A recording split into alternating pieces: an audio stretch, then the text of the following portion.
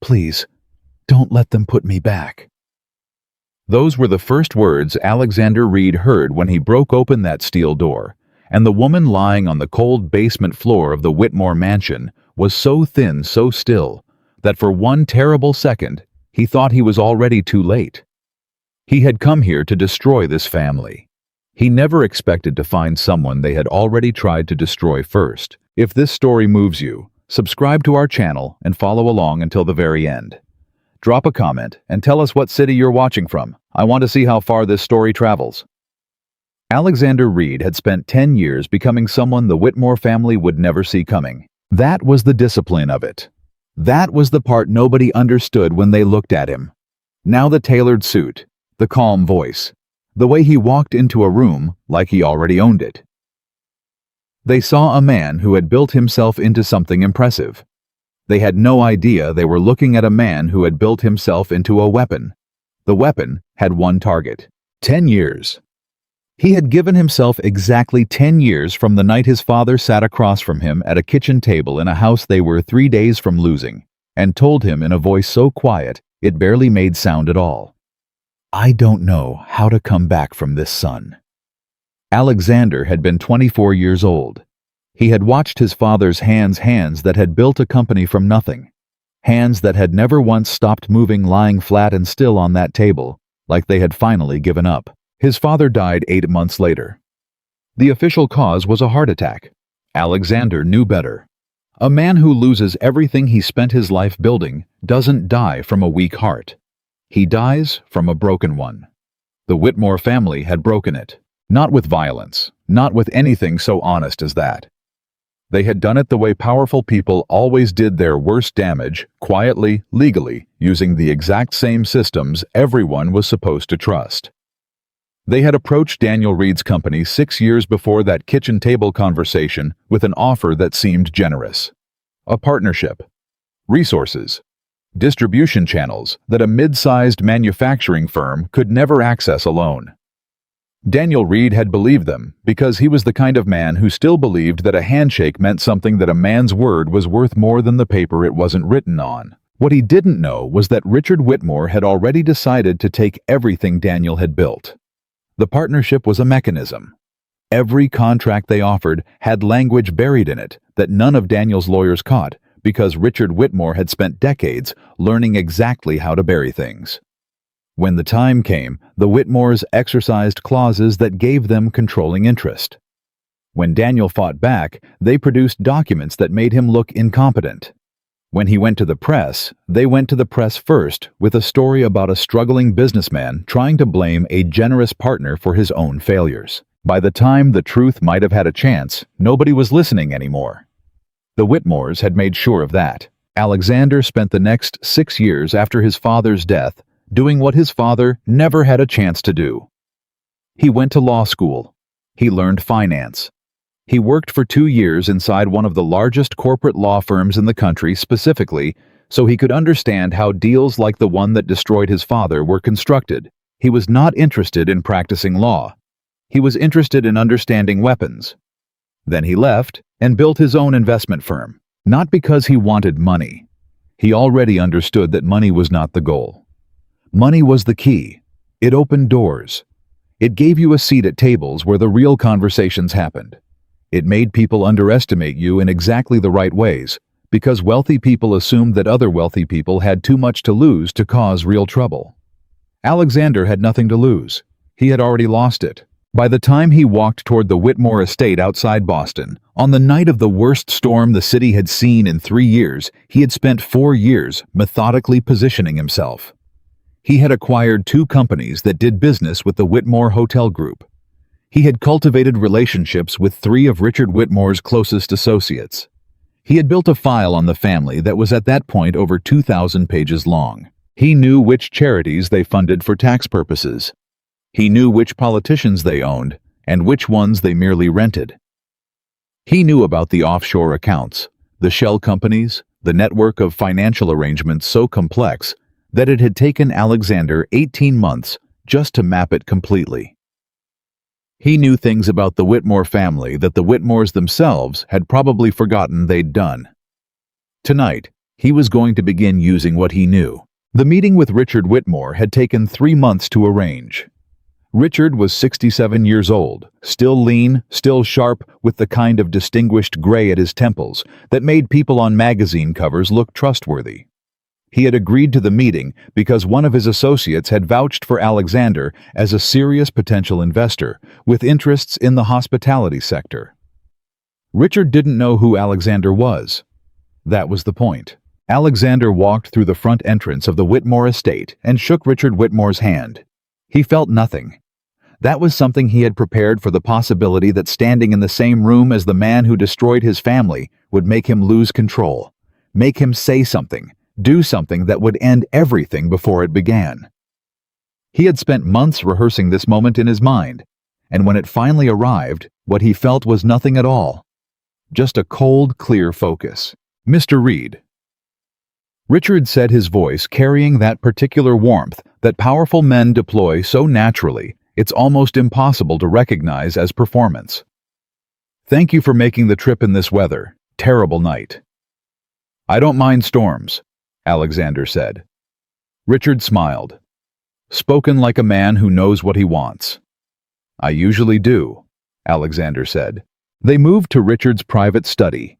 Wood-paneled walls, leather furniture, a fireplace built for a room twice the size. The Whitmore estate was enormous in that specific way that said old money rather than new money. The kind of house designed to communicate permanence, inevitability. The sense that people like the Whitmores had always existed and always would. Alexander sat across from Richard and began the conversation he had prepared. Investment opportunities. Expansion into European markets. His firm's interest in properties that combined heritage appeal with modern luxury positioning. He was good at this, at making the thing he was really doing invisible beneath the thing he appeared to be doing. Richard responded well. The man was sharp. Alexander gave him that. But everyone had blind spots, and Richard's blind spot was the one all-powerful people shared. He genuinely could not conceive of someone sitting across from him who didn't want what he had to offer. They had been talking for 40 minutes when Alexander heard it. He almost didn't register it consciously.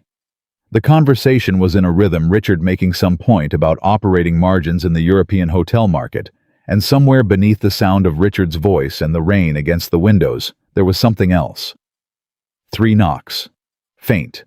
Coming from below. Alexander kept his face completely still and kept his eyes on Richard and kept responding to whatever point Richard had just made, but part of his mind had just shifted into a different kind of attention.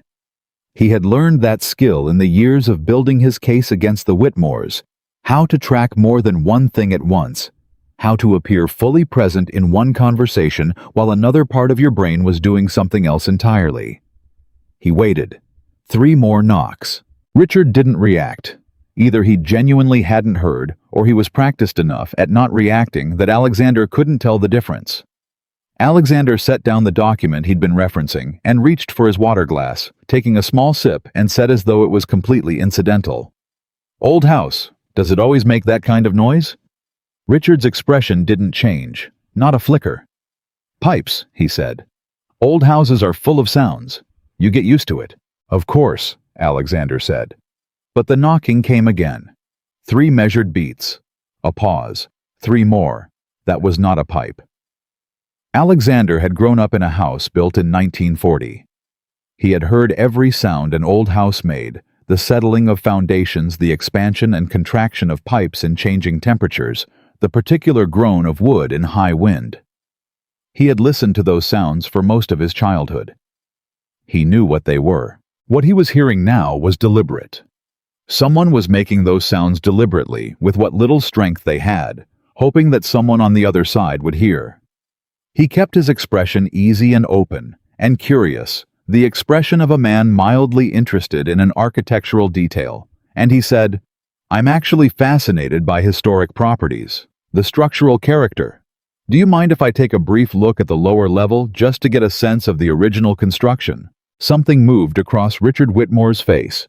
It was there for less than a second, and if Alexander hadn't been watching for exactly that kind of thing, he would have missed it. But he caught it.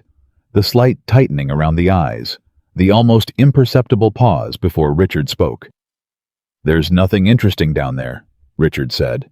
"Storage mostly, old furniture, nothing worth seeing." "I spent 3 years buying distressed historical properties," Alexander said, keeping his voice light, almost apologetic. "I have a hard time walking past an original foundation without wanting to see it. Professional habit. I won't take long." Another pause. Longer this time. "I'll have someone show you around tomorrow," Richard said. "Tonight isn't the lower level hasn't been properly maintained. It's not safe." Alexander smiled. "I'm not worried about safe," he said. He stood up before Richard could object further, and something about the way he did it, the absolute calm, the complete absence of any signal that this was negotiable, made Richard Whitmore do something he probably hadn't done in 30 years. He hesitated. That hesitation was everything. Alexander crossed the study toward the door, and he heard Richard rise behind him, and he heard Richard say, "Mr. Reed, I really must insist." But Alexander had already moved into the hallway and was heading toward the staircase that led downward. "Mr. Whitmore," Alexander said without turning around, his voice pleasant and completely unmovable. "I'd love to continue our conversation. Walk with me." He heard Richard following him. He heard the measured pace of a man trying to decide how to handle a situation that had gotten unexpectedly out of his control, the particular rhythm of someone running calculations while pretending not to run calculations. The basement level of the Whitmore estate was what the word storage would look like if storage meant place where things are put, so nobody thinks to look for them. There were shelves along 2 walls stacked with boxes, old furniture covered with dust cloths, the kind of accumulated clutter that communicated disuse and made a space feel forgotten. But the space was not forgotten. Alexander could see that in the way it was arranged, the clutter was too deliberate, too evenly distributed, the visual impression of neglect just slightly too perfect. He had seen documents arranged this way. Financial records organized to appear disorganized, so that an auditor would spend time on the obvious and miss the thing that mattered. He walked the perimeter slowly, keeping his expression casual, tracking everything. Richard stayed near the stairs, not guiding, watching. "You said storage," Alexander said conversationally. "What kind?" "Old things," Richard said. "Family things. Things we haven't gotten around to dealing with." "How long have you had this property?" 28 years. "You must have accumulated quite a bit in 28 years. "We have." Alexander stopped in front of the shelving unit against the far wall. It was heavy solid wood 8 feet tall loaded with boxes. But there was something wrong with the way it sat against the wall. The gap between the shelving unit and the floor was different on the right side than the left side. A fraction of an inch, barely visible. The kind of detail that was invisible unless you were specifically looking for things that were hidden. He crouched and looked at the floor in front of it.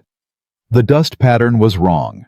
Heavy dust to the left, almost none directly in front of the shelves, a thin, clean arc on the floor that was exactly the arc a heavy door would sweep if it opened outward. He stood up. He put both hands on the shelving unit and pulled. "Mr. Reed." Richard's voice had changed. The warmth was completely gone. "Stop." The shelving unit swung outward on a pivot mechanism that was so well engineered it moved with almost no resistance. Behind it was a steel door. It was not the kind of door that belonged in a family home. It was heavy-gauge steel set in a reinforced frame with a deadbolt that required a key. "Mr. Whitmore," Alexander said quietly, looking at the door. "What is this?" "This is private property," Richard said. "And you need to step away from that door right now." "Private property," Alexander repeated. He turned to look at Richard for the first time since they'd come downstairs. "Is that what we're calling it? I'm going to ask you one more time to step away." "And if I don't?" Richard Whitmore was a man who had spent 67 years never being in a position where a threat like that could be made to him. He had always been the one on the other side of it. Alexander watched the man process the reversal, watched something that might have been genuine fear move through eyes that had not experienced genuine fear in a very long time. "I'll call the police," Richard said. "Please do," Alexander said. He turned back to the door. "I'd love them to see this."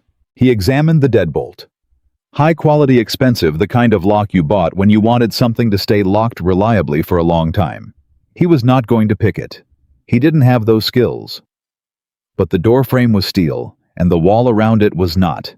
It was old plaster over brick, and the installation of the steel frame had required cutting into that plaster, and the edges of the cut were not perfectly finished. He found the gap where the frame met the plaster, and he found the structural weakness at the lower corner, where the installation had not been quite right, and he drove his heel into it twice hard, and the frame shifted. Not much. Enough. He drove his heel into it again, and something gave way, and the door pulled open. The smell hit him first. He had not expected the smell. It was not the smell of a storage space. It was the smell of a space where a person had been existing at the edge of survival for a very long time. The particular combination of human presence and insufficient air, and the biology of a body consuming itself. Alexander stepped through the door. The room was approximately 12 feet by 10 feet. A cot against one wall. A bucket in the corner. A single bulb in the ceiling, dim on a timer from the looks of the mechanism. A small ventilation grate near the top of the wall that let in the barest thread of air. On the floor beside the cot, unable to get up, was a woman. She was young, mid-30s maybe. It was difficult to tell because the months had done what months in a place like this did to a person. Her hair was unwashed, hanging in matted sections around her face. Her wrists were so thin, they looked like something that would break under ordinary pressure. Her cheekbones were sharp in the way that spoke of nothing to eat for too long. Her lips were cracked. Her eyes, when they opened and found him, were the darkest green he had ever seen, and they were still sharp, still present, still entirely awake behind everything her body had been made to endure. She had heard him fighting with the doorframe. She had heard his voice. She had used the last of whatever energy she had to get herself from the cot to the floor, so she would be visible when the door opened, because she had not been certain which direction that would go, and she had decided that being seen was worth the fall. Alexander crossed the room in 3 steps and crouched beside her. "You're safe," he said. He didn't know if that was true. He said it because it was the thing that needed to be said first, and because he meant it in the way that he controlled whatever this woman's name was, whatever had put her in this room. She was leaving this room tonight. She looked at him for a long moment with those dark green eyes, and what he saw in them was not the panic, or the breakdown, or the desperate pleading he might have expected. What he saw was assessment. She was looking at him and trying to determine if he was real, if he was safe. What the odds were that this was some new cruelty being arranged in some new way. "Who are you?" she whispered. Her voice was barely sound. 11 months of disuse and dehydration had reduced it to almost nothing. "My name is Alexander Reed. I came here to meet with Richard Whitmore." Her eyes changed. The assessment was still there, but something else arrived alongside it, something that in a different face, a healthier face, he might have called bitter humor. "He let you in," she whispered. "He didn't have much choice." "Then you're not one of his." "No," Alexander said. "I'm not one of his." She closed her eyes for a moment. When she opened them again, she had made a decision. "I didn't betray them," she said. Each word cost her. He could see the cost of each word in the effort it took to produce it. "Whatever they told you, whatever story they have, I didn't betray them." "I know," Alexander said, though he knew nothing yet.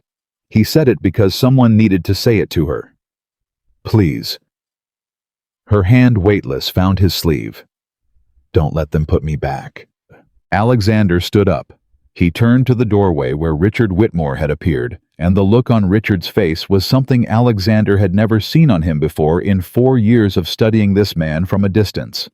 It was not anger. It was not the cold calculation of a man working out his next move. It was exposure. The face of a man who has spent decades building walls around a truth and has just watched the last wall come down.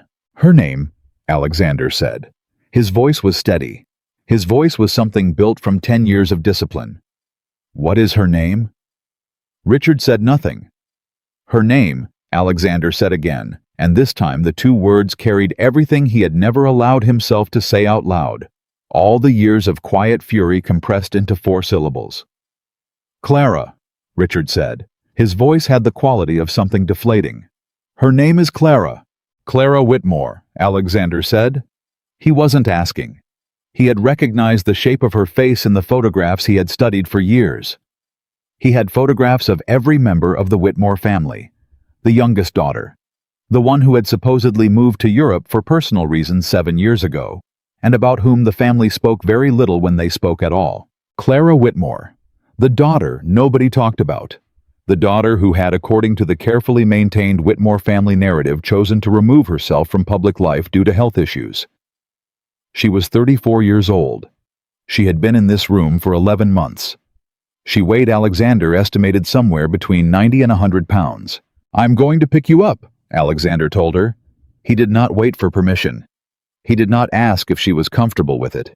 He slid his arms beneath her and lifted her, and she weighed so little it stopped his breathing for a moment. The physical reality of what had been done to her, the weight of it in his arms, the actual mass of 11 months. She didn't make a sound. She put one hand against his chest to steady herself, and she kept her eyes open, and she was already looking past him toward the door. "Don't drop me," she said. "I won't," he said. He walked toward the door. Richard Whitmore stepped into the frame blocking it. He was taller than Alexander remembered from photographs. In person in this specific moment, he was a man who still believed that his size and his name and the weight of his authority could reverse what was happening. "You don't know what you're doing," Richard said. "Get out of the doorway," Alexander said. "She is not well. She has serious psychological Get out of the doorway," Alexander said again.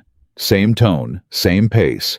The voice of a man who has made a decision that is already fully made. "You're making a mistake," Richard said. "You have no idea what she is, what she did. There are things you don't understand, and if you take her out of this house tonight, you will regret it. I have resources you cannot." "Richard." Alexander stopped and looked at the man directly for the first time since finding the door. "I know about the offshore accounts. I know about the shell companies. I know about the arrangements you have with the Hargrove Group, and the money that moved through the Cayman accounts in 2019, and the 3 politicians who are going to have very interesting financial disclosures if anyone ever looks carefully enough. I have been building a case against your family for 4 years. Richard Whitmore's face went completely still. "Tonight," Alexander said, "you showed me something I didn't have. You showed me a reason." He walked forward. Richard Whitmore moved out of the doorway. In the car with Clara wrapped in his jacket in the passenger seat, he called the doctor he kept on retainer for situations that required discretion. A former emergency room physician who now operated a private clinic that did not ask certain questions. He drove fast, and he drove carefully, and he kept one eye on Clara, and she stayed conscious, barely her head against the cold window, her breath fogging the glass in small, shallow puffs. "Where are we going?" she asked. Her voice was slightly stronger outside the room. Fresh air. Even the stale air of a rainstorm was better than what she had been breathing for 11 months. "Somewhere safe," Alexander said. "People say that," she said. "I know. It usually means something different than what you're expecting. What would you need me to say to make you believe it this time?" She was quiet for a moment. He watched the road. "Nothing," she said finally. "There's nothing you could say. I'll find out when we get there." That was the moment Alexander Reed understood something about Clara Whitmore that would take him weeks to fully appreciate. She was not a victim in the way he had initially categorized her. She was a person who had been made into a prisoner, which was entirely different. A victim accepted the definition others placed on her. Clara Whitmore, after 11 months in that room, was still deciding for herself what everything meant. He drove. The clinic was 40 minutes from the Whitmore estate, and by the time Alexander pulled into the private entrance, Clara had lost consciousness. Not dramatically, she simply slid from barely present to absent with the quiet efficiency of a body that had been holding itself together through sheer intention, and had finally been given permission to stop. Dr. Elaine Marsh met them at the door and took one look at Clara in Alexander's arms and stopped asking questions she had planned to ask. She moved into the mode of someone who had spent 20 years in emergency medicine, precise and fast, calling instructions to her assistant, her voice completely devoid of anything that wasn't useful. "How long?" she asked. "I don't know the exact details yet," Alexander said. "At minimum 11 months. Elaine looked at him. "This is a medical emergency. She needs a hospital." "She can't go to a hospital," Alexander said. "The family that did this owns the hospital board." It was not an exaggeration. He had the documentation.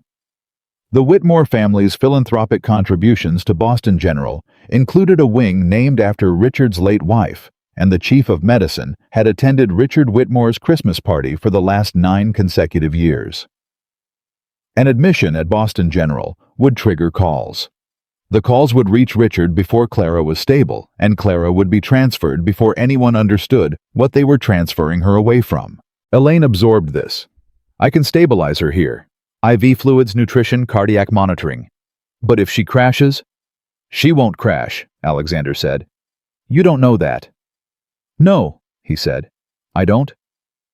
They looked at each other for a moment, two people who were both in different ways already past the point of making safer choices. "Bring her in," Elaine said. He spent the next 6 hours in a waiting room that smelled of antiseptic and recycled air, not sleeping, not eating, running through every implication of what had happened in the Whitmore basement, with the disciplined analytical attention that was by now the most reliable thing about him. He had brought a case against the Whitmores for 4 years. He had planned the meeting tonight as the first move in a sequence that was going to unfold over many more months. He had a structure. He had a timeline. Clara Whitmore had just changed everything about that structure and that timeline, and he was not yet sure in what direction. He called Marcus Webb at 2 a.m. Marcus was the only person Alexander fully trusted, a private investigator who had been working with him for 3 years, who knew the full scope of the Whitmore file, who operated with the kind of methodical discretion that Alexander required from everyone around him. "I need everything we have on Clara Whitmore," Alexander said when Marcus answered. "Clara." A pause. "The youngest daughter. The one who supposedly—" "She didn't go to Europe," Alexander said. A longer pause. "Tell me," Marcus said. Alexander told him. He kept it factual. He kept it brief. He heard Marcus processing the particular silence of a man recalibrating a picture he thought he had understood. "She was in the house the whole time," Marcus said. 11 months in a sealed basement room, possibly longer in other arrangements before that. "God," Marcus said. It was the only non-analytical thing Marcus had said in 3 years of working together. "What do we have on her before she disappeared?" "Not much. She was the quiet one." Richard's 3 older children were visible public events, social media press mentions. Clara was always more private. The last significant mention I found when I was building the family profile was a charity gala about 18 months ago. Then nothing. The family statement said she had personal difficulties and was seeking treatment abroad. "She wasn't abroad," Alexander said. "She was 40 feet below the study where I was sitting, and when I found her, the first thing she said was that she didn't betray them." Another pause. "Didn't betray them how?" "That's what we need to find out," Alexander said. "She was put in that room for a reason. Whatever she knows, whatever she was going to do, that's the reason. And I need to know what it is before Richard Whitmore has time to prepare." "He's going to move fast," Marcus said. "Tonight. He's already making calls." "I know." Alexander had assumed that from the moment he drove away from the estate. Richard Whitmore would spend tonight containing the damage, deciding on a narrative, activating the network of people and institutions and influences that kept the Whitmore family's version of events as the version that stuck. "How fast can you get me everything on Clara?" "I can have a preliminary file by morning." "I need her medical records," Alexander said. "Whatever they put into the system during the time she was supposedly gone.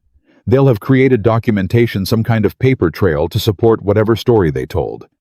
I need to see what story they told." "That'll take longer." "I know. Start now." He hung up. He sat in the waiting room for another hour, and then Elaine came out and sat in the chair across from him and told him Clara was stable. Severely malnourished, her body had been running on almost nothing for months. Some evidence of untreated injury, older wounds that had healed on their own. Dehydration.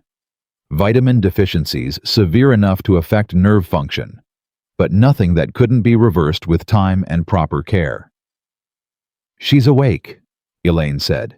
"She's asking for you." He found Clara in a clean room on a real bed with an IV running fluid and nutrients into her arm, and the difference between the woman he had carried out of the basement and the woman lying here was not yet visible in her body. The thinness was still there, the pallor, the evidence of what had been done to her, written into her physical self in ways that would take months to erase. But her eyes were different, clearer, more present. "You came back," she said. "I said I would. A lot of people say things." She looked at the IV line in her arm, then back at him. "Where are we?" "A private clinic. The doctor is someone I trust." "You trust her," Clara said. "That's not the same as me trusting her." "You're right," Alexander said. "It's not." She studied him for a moment. "You said your name was Alexander Reed." "Yes." "Why were you meeting with my father?" "I've been building a case against your family for 4 years," Alexander said.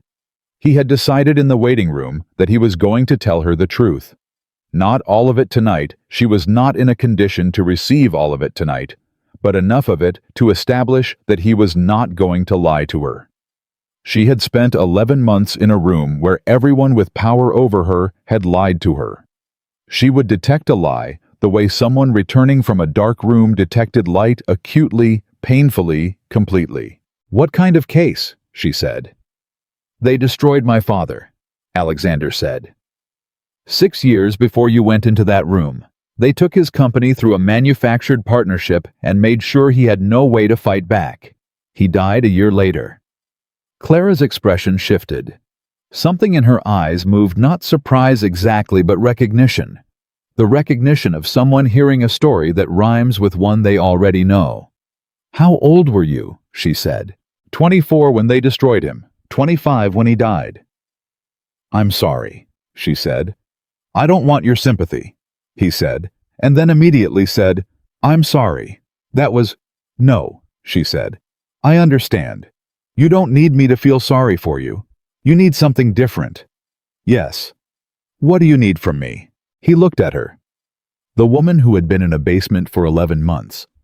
The woman who had, against everything, held on to enough of herself to keep knocking on the floor when she heard footsteps, who had used the last of her physical strength to get herself visible when that door opened, who had asked him within minutes of rescue, not whether she was safe, but who he was and whether he was one of her father's people.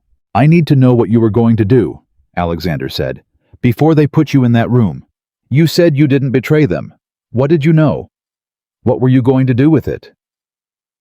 Clara was quiet for a long time. The monitor beside her bed counted her heartbeats steadily, one after another. "I was going to go to the FBI," she said. "With what?"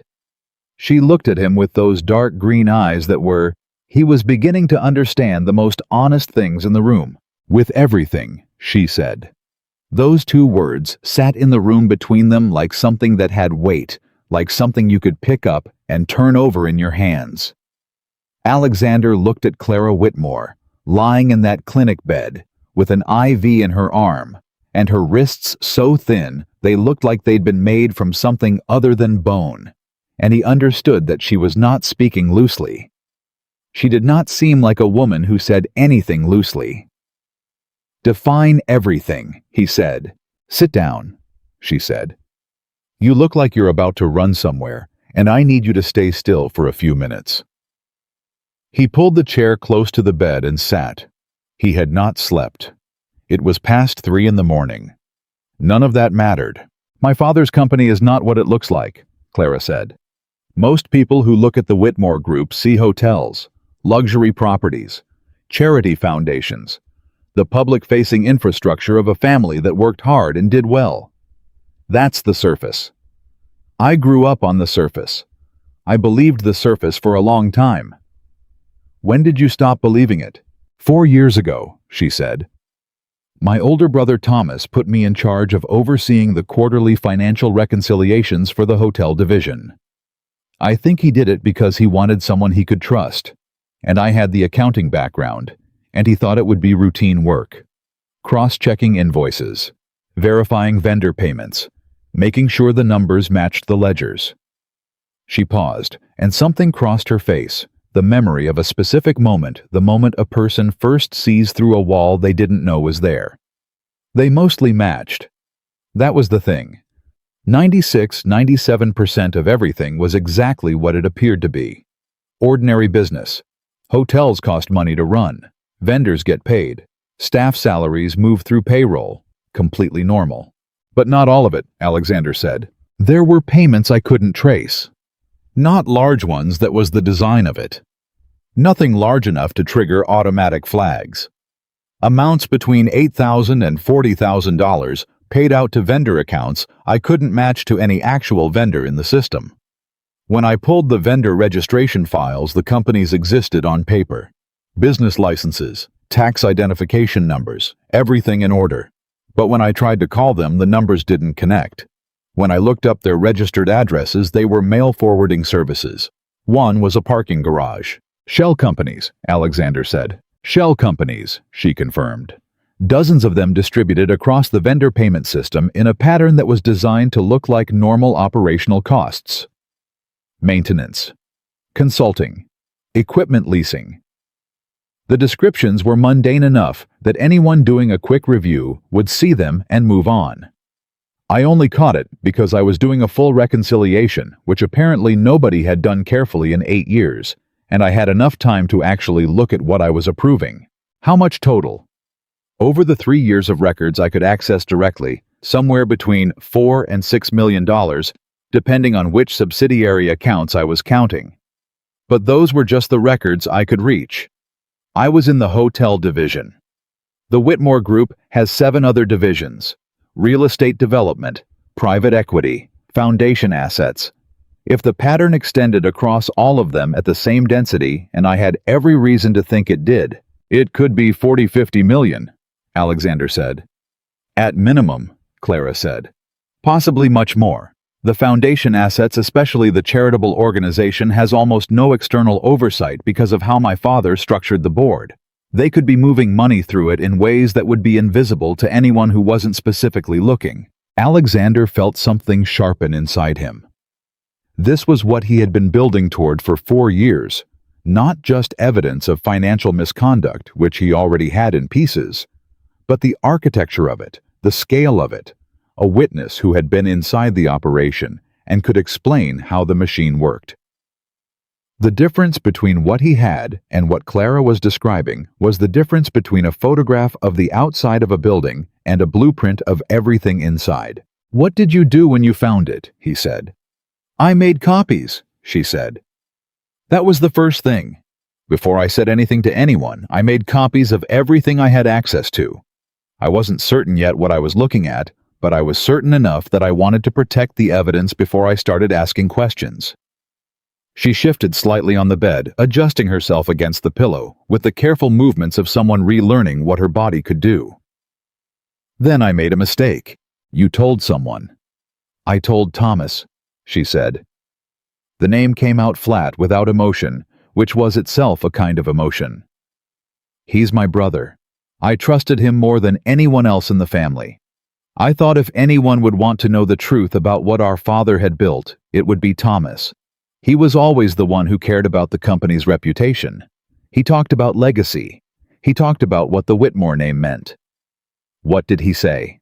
"He listened to everything I told him. He looked at everything I showed him. He was very calm. He told me I was reading the records incorrectly, that there were accounting structures in place that I wasn't aware of, that what I was seeing as irregular payments were actually part of a tax management strategy that the company's financial advisors had set up years ago. He said he would look into it and get back to me." "But he didn't get back to you." "He got back to me 3 days later," Clara said, "with my father, and my father's lawyer, and a man I had never seen before who turned out to be a psychiatrist.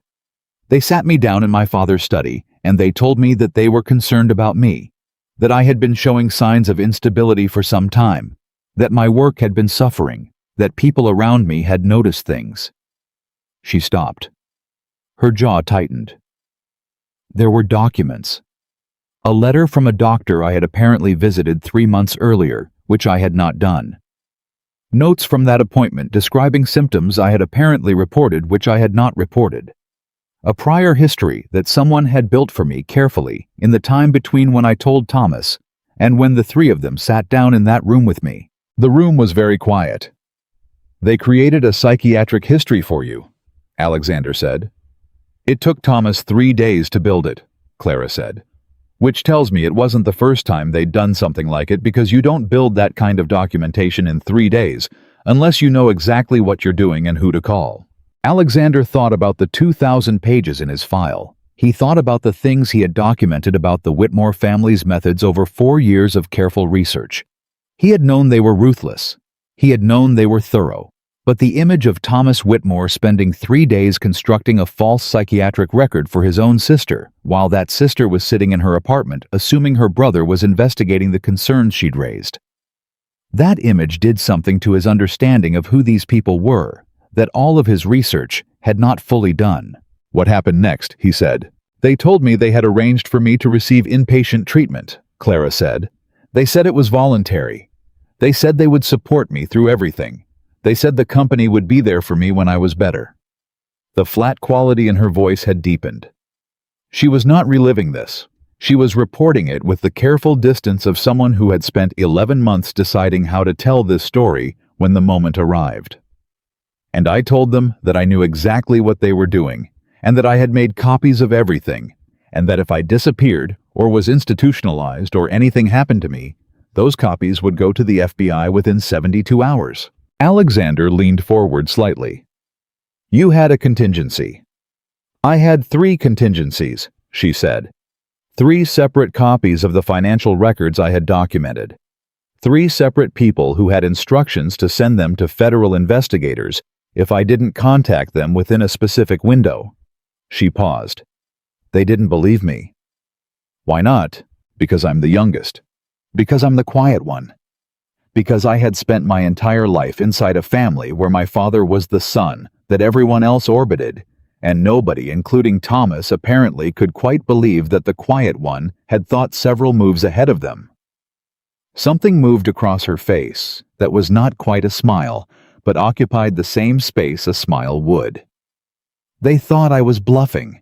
My father looked at me across that desk, and he said, 'Clara, no one is going to believe you.' And I said, 'They don't have to believe me. They just have to audit you.'" Alexander was quiet for a moment. He was recalibrating. He had come into that clinic with a specific picture of what he was dealing with: a woman who had been imprisoned and needed help.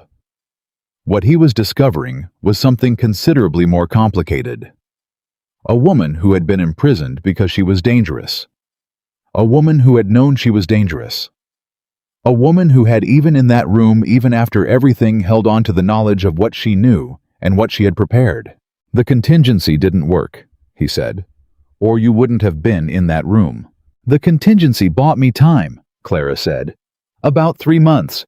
They didn't move immediately because they were afraid I'd actually set something in motion, and they needed to be sure before they did anything irreversible. During those 3 months, I kept going to work. I kept behaving normally. I kept making quiet contact with the people who held my copies, keeping the window open." She paused. "But my father had resources I hadn't fully accounted for. He found one of the 3 people I had trusted with the copies. I don't know how, I still don't know how, but he got to her. Her name was Rebecca. We had been friends since college. She called me one night and she was crying, and she told me that she had given them the copy, and that she was sorry, and that she had received money, more money than she could refuse, and that she was sorry." Clara said the word sorry a 3rd time, with the particular weariness of someone who has had a very long time to process an unprocessable thing. "I had 2 copies left, but the window had closed. They knew I wasn't fully bluffed, And 8 days later they came for me. "Jinonne, bichinsine." In the night, Alexander said. It wasn't a question. 4 in the morning. Men I didn't recognize. My father wasn't there. Thomas wasn't there. Nobody who would have to look at my face was there. She looked down at her hands on the blanket. That's something I thought about a lot in that room. The people who actually did it to me, I'd never seen them before. My father paid people he'd never have to see again to do the part that required seeing me. Alexander said nothing. There was nothing to say. They took my phone, Clara said. My laptop, my bag. They drove for what felt like 40 minutes. They put me in that room. And the first person who came to see me after was Thomas. He came 3 days later, and he sat outside the door. He didn't come inside, he just opened the door and stood in the frame, and he said, "The remaining copies, where are they?" And I told him I didn't know what he was talking about. And he closed the door. He believed you. No. But he didn't know what to do about the possibility that I was telling the truth. If the copies existed and he did something drastic, they'd be sent. If the copies didn't exist and he spent resources chasing them, he'd have wasted time and created exposure. So he did the thing powerful people do when they're not certain. Clara looked up at him. He waited. 11 months of waiting, Alexander said. The conditions got better and worse at different points, she said, and for the first time her voice shifted slightly from that reporting quality into something more personal. There were periods when they brought food regularly. There were periods when they didn't. I think the fluctuation was intentional. I think they were trying to determine if wearing me down would make me more cooperative. But you can't cooperate about something you don't have. I don't have the remaining copies. She paused. I know where they are. That's different from having them. Alexander went very still. You know where they are, he said. Yes. And the people who are holding them, do they still not know what they're holding? They don't know it exists, Clara said. I used a dead drop. Old methodology. I read about it in a book about Cold War intelligence operations when I was 22, and I thought it was interesting, and I never expected to actually use it. She almost smiled. Funny what stays with you. He looked at her for a long moment. He was thinking about the 4 years of work he had done, the 2,000 pages, the financial forensics, the network of relationships he had cultivated. He was thinking about the fact that what he had on its own was substantial, but not yet decisive enough to cause significant damage to the Whitmore family, enough to trigger investigations, but not by itself enough to guarantee the outcome he had been working toward. And then he was thinking about what Clara was describing. Internal financial records documented by someone who had direct access to them and the accounting expertise to understand what she was seeing, a witness who had been inside the family's operations. Evidence that the Whitmore Group's irregularities were deliberate and systematic, rather than incidental. Combined with what Alexander had built from outside, it would not just trigger investigations. It would be decisive. I need to ask you something, Alexander said. Ask. When you said you were going to go to the FBI, what was your goal? Accountability prosecution. Something else. Clara looked at him steadily. Truth, she said. My goal was the truth. I wanted a record that couldn't be erased. I wanted the actual history of what my father built and how he built it to be part of the permanent record, so that nobody who came after could look at the Whitmore name and see only what the family wanted them to see. Not destruction, Alexander said. I'm not interested in destruction, she said. Destruction is what they did. I wanted the opposite of what they did. I wanted to put something into the record that was real instead of taking something real and hiding it. Alexander sat with that for a moment. He had spent 10 years thinking about what he wanted. He had always called it justice. But if he was honest, and in the quiet of that clinic room at 3 in the morning, sitting across from a woman who had survived 11 months on intention alone, he found he could be honest. He had not always been thinking about truth. He had been thinking about the Whitmore family feeling what his father felt, about loss of control, loss of reputation, the undoing of the carefully maintained story they had built around themselves. Those were not the same thing as truth, and they were not the same thing as what Clara was describing. I came to destroy them, he said. He said it because she deserved to know exactly who she was dealing with. I know, she said. You told me. Does that change anything? She considered this with the seriousness it deserved. If you destroy them by exposing what's true, then no, she said. The distinction matters to me. It might not matter to you, but if what you want is to cause pain, and the truth is just a tool for causing pain, then yes, that changes things. What if I'm not sure which it is, he said. Then you're being honest, she said, which is more than anyone has been with me in 4 years. She slept after that. He watched her for a few minutes, the careful breathing of someone whose body was still in the process of deciding whether it had been given enough to work with, and then he went back to the waiting room and called Marcus again. Marcus answered on the second ring. It was almost 4:30 in the morning. Tell me you've been sleeping, Alexander said. I've been running searches, Marcus said. There's something you need to know. Tell me.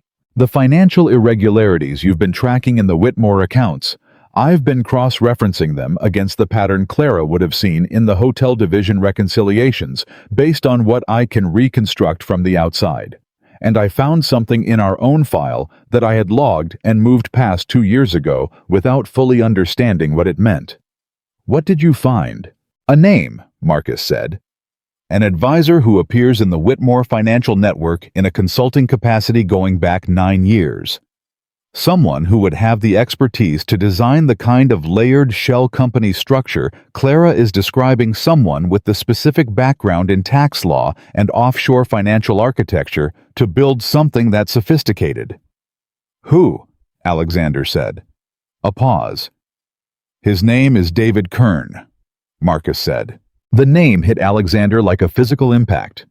He stood up from the waiting room chair and walked to the window and stood with his back to the empty room, looking at the dark parking lot and the rain still coming down, and he said nothing for almost 10 seconds. That's not possible, he said. I know who he is to you, Marcus said quietly. He was my father's lawyer, Alexander said. He was the one who told my father there was nothing in the Whitmore contracts to be concerned about. He was the one who reviewed everything and said it was clean. He was the one my father trusted. Yes, Marcus said. He was there the night my father died, Alexander said. He came to the house. He sat with my father. He told me at the funeral that he had done everything he could. I know, Marcus said. Alexander pressed his hand flat against the window glass. Cold, solid. He needed something solid. He was working for them, Alexander said, the whole time. He was never my father's lawyer. He was their man inside my father's operation. That's what the financial records suggest, Marcus said. He received payments from the same shell company network Clara identified going back to the year before the Whitmore partnership was proposed to your father. He was positioned to help them from the beginning.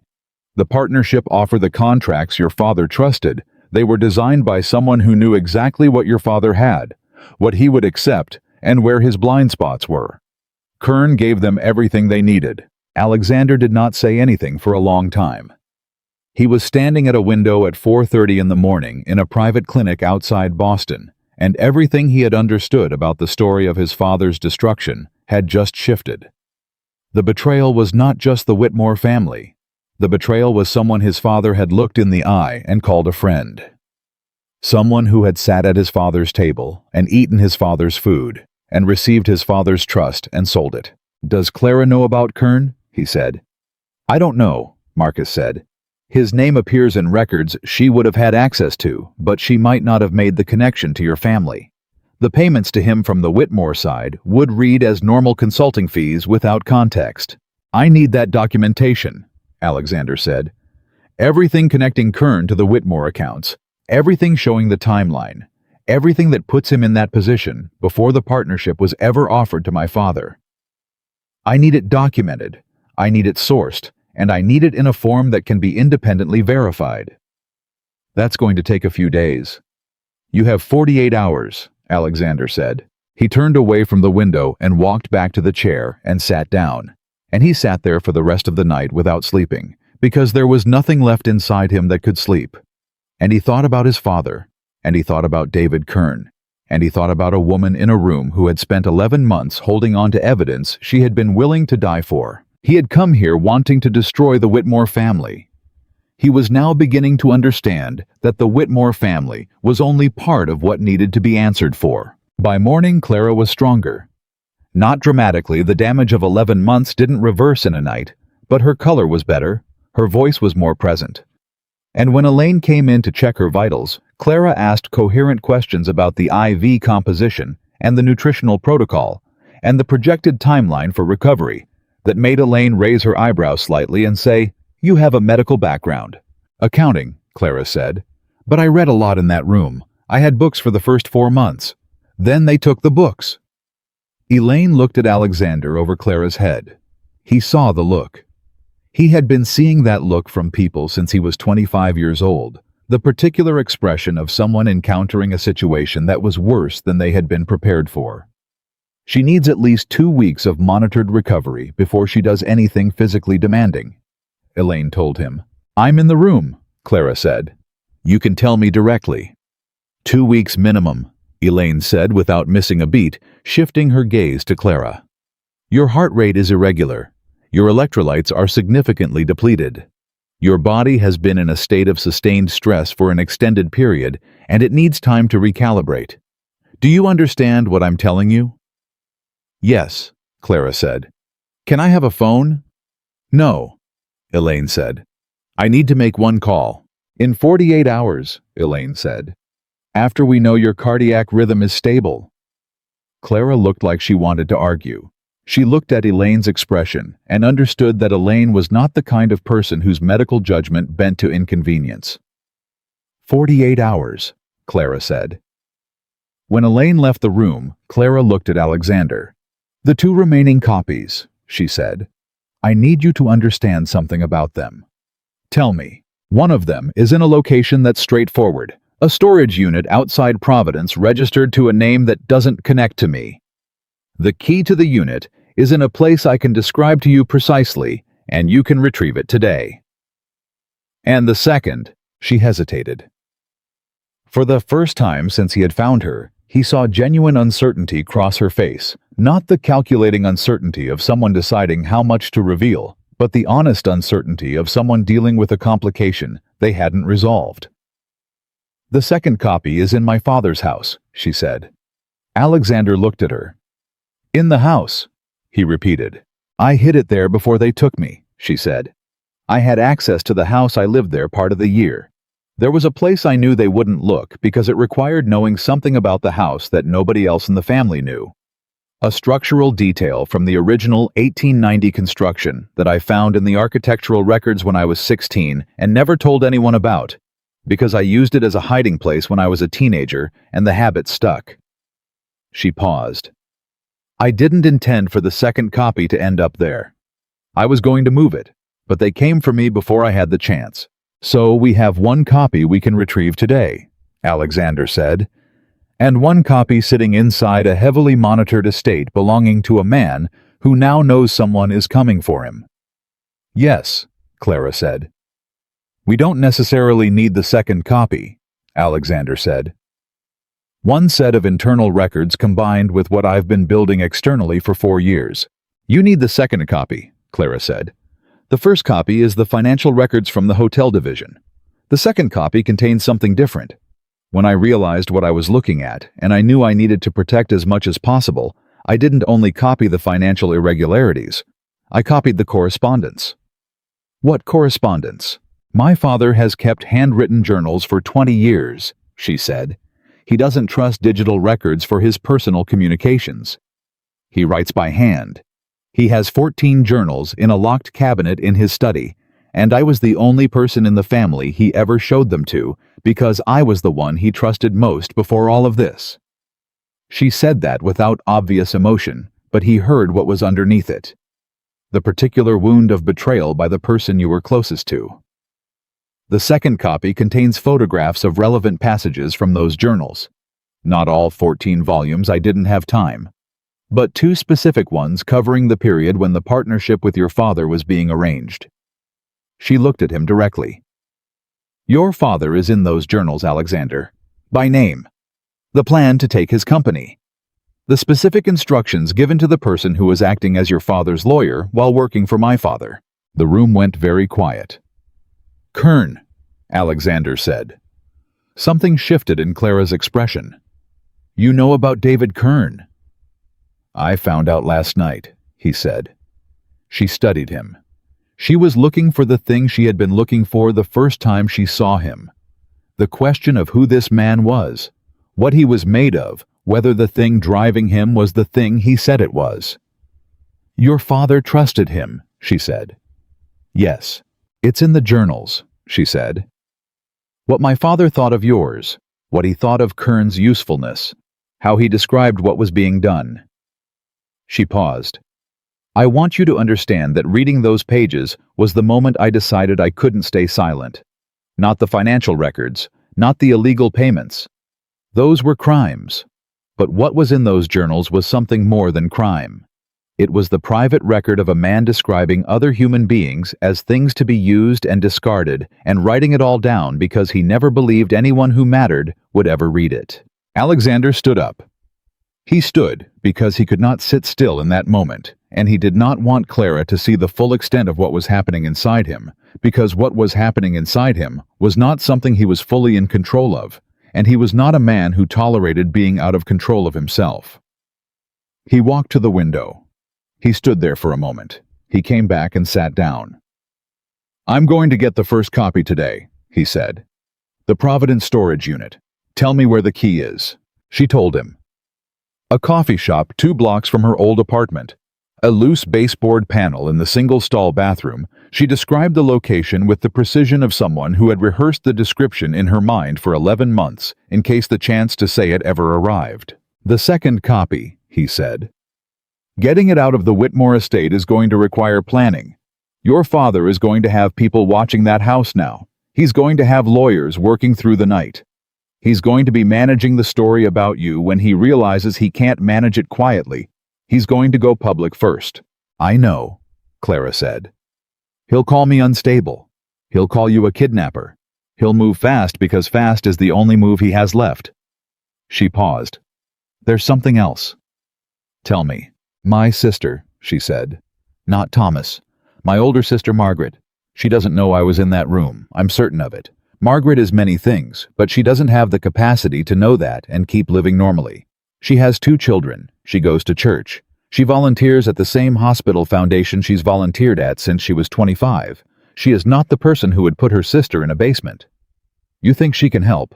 I think Margaret is going to be devastated when she finds out what her father and her brother did, Clara said. And a devastated Margaret with access to the Whitmore estate and reasons of her own for wanting the truth. She left the sentence unfinished in the particular way of someone who was being careful not to say things they hadn't fully thought through. You want to reach her, Alexander said. Not yet, Clara said. Not until I'm certain it's safe for her. My father will be watching everyone connected to me. If he thinks Margaret is a vulnerability, he'll manage her the same way he manages everything else. We move carefully. We, Alexander said. Yes, Clara said. We. Unless you've changed your mind about who's in this. He had not changed his mind. He was if anything more certain than he had been 12 hours ago, which should have been impossible, given that 12 hours ago, he had been entirely certain. But certainty, he was learning, had gradations. What he had felt last night was the certainty of a man who had a plan. What he felt now was the certainty of a man who understood for the first time the full dimensions of what the plan was for. I haven't changed my mind, he said. Good, she said. Then go get the key. And Alexander. He stopped at the door. My father is going to come at you directly, she said. Not through lawyers initially. Directly. He's going to try to find out who you are and what you have and whether you can be bought or scared before he commits to a public strategy. He's going to send someone to talk to you who isn't obviously from him, someone you might trust. Alexander thought about what Marcus had told him at 4:30 in the morning. He thought about David Kern, who had sat at his father's funeral and said he had done everything he could, and who had been on the Whitmore payroll the whole time. I know who he'll send, Alexander said. Clara looked at him. He saw in her eyes that she understood something had just changed in his face, that there was a piece of this she didn't yet have, that the story he was carrying was larger than what he'd told her. "Tell me," she said. "When you're stronger," he said. "I'm strong enough now." "You've been strong enough for 11 months, he said. "That's not what I mean. I mean the rest of this, what I just found out last night, who was involved beyond your family. You deserve to hear it when you have the ability to do something about it. Right now, your body needs 48 hours. The information will wait." She looked at him for a long moment.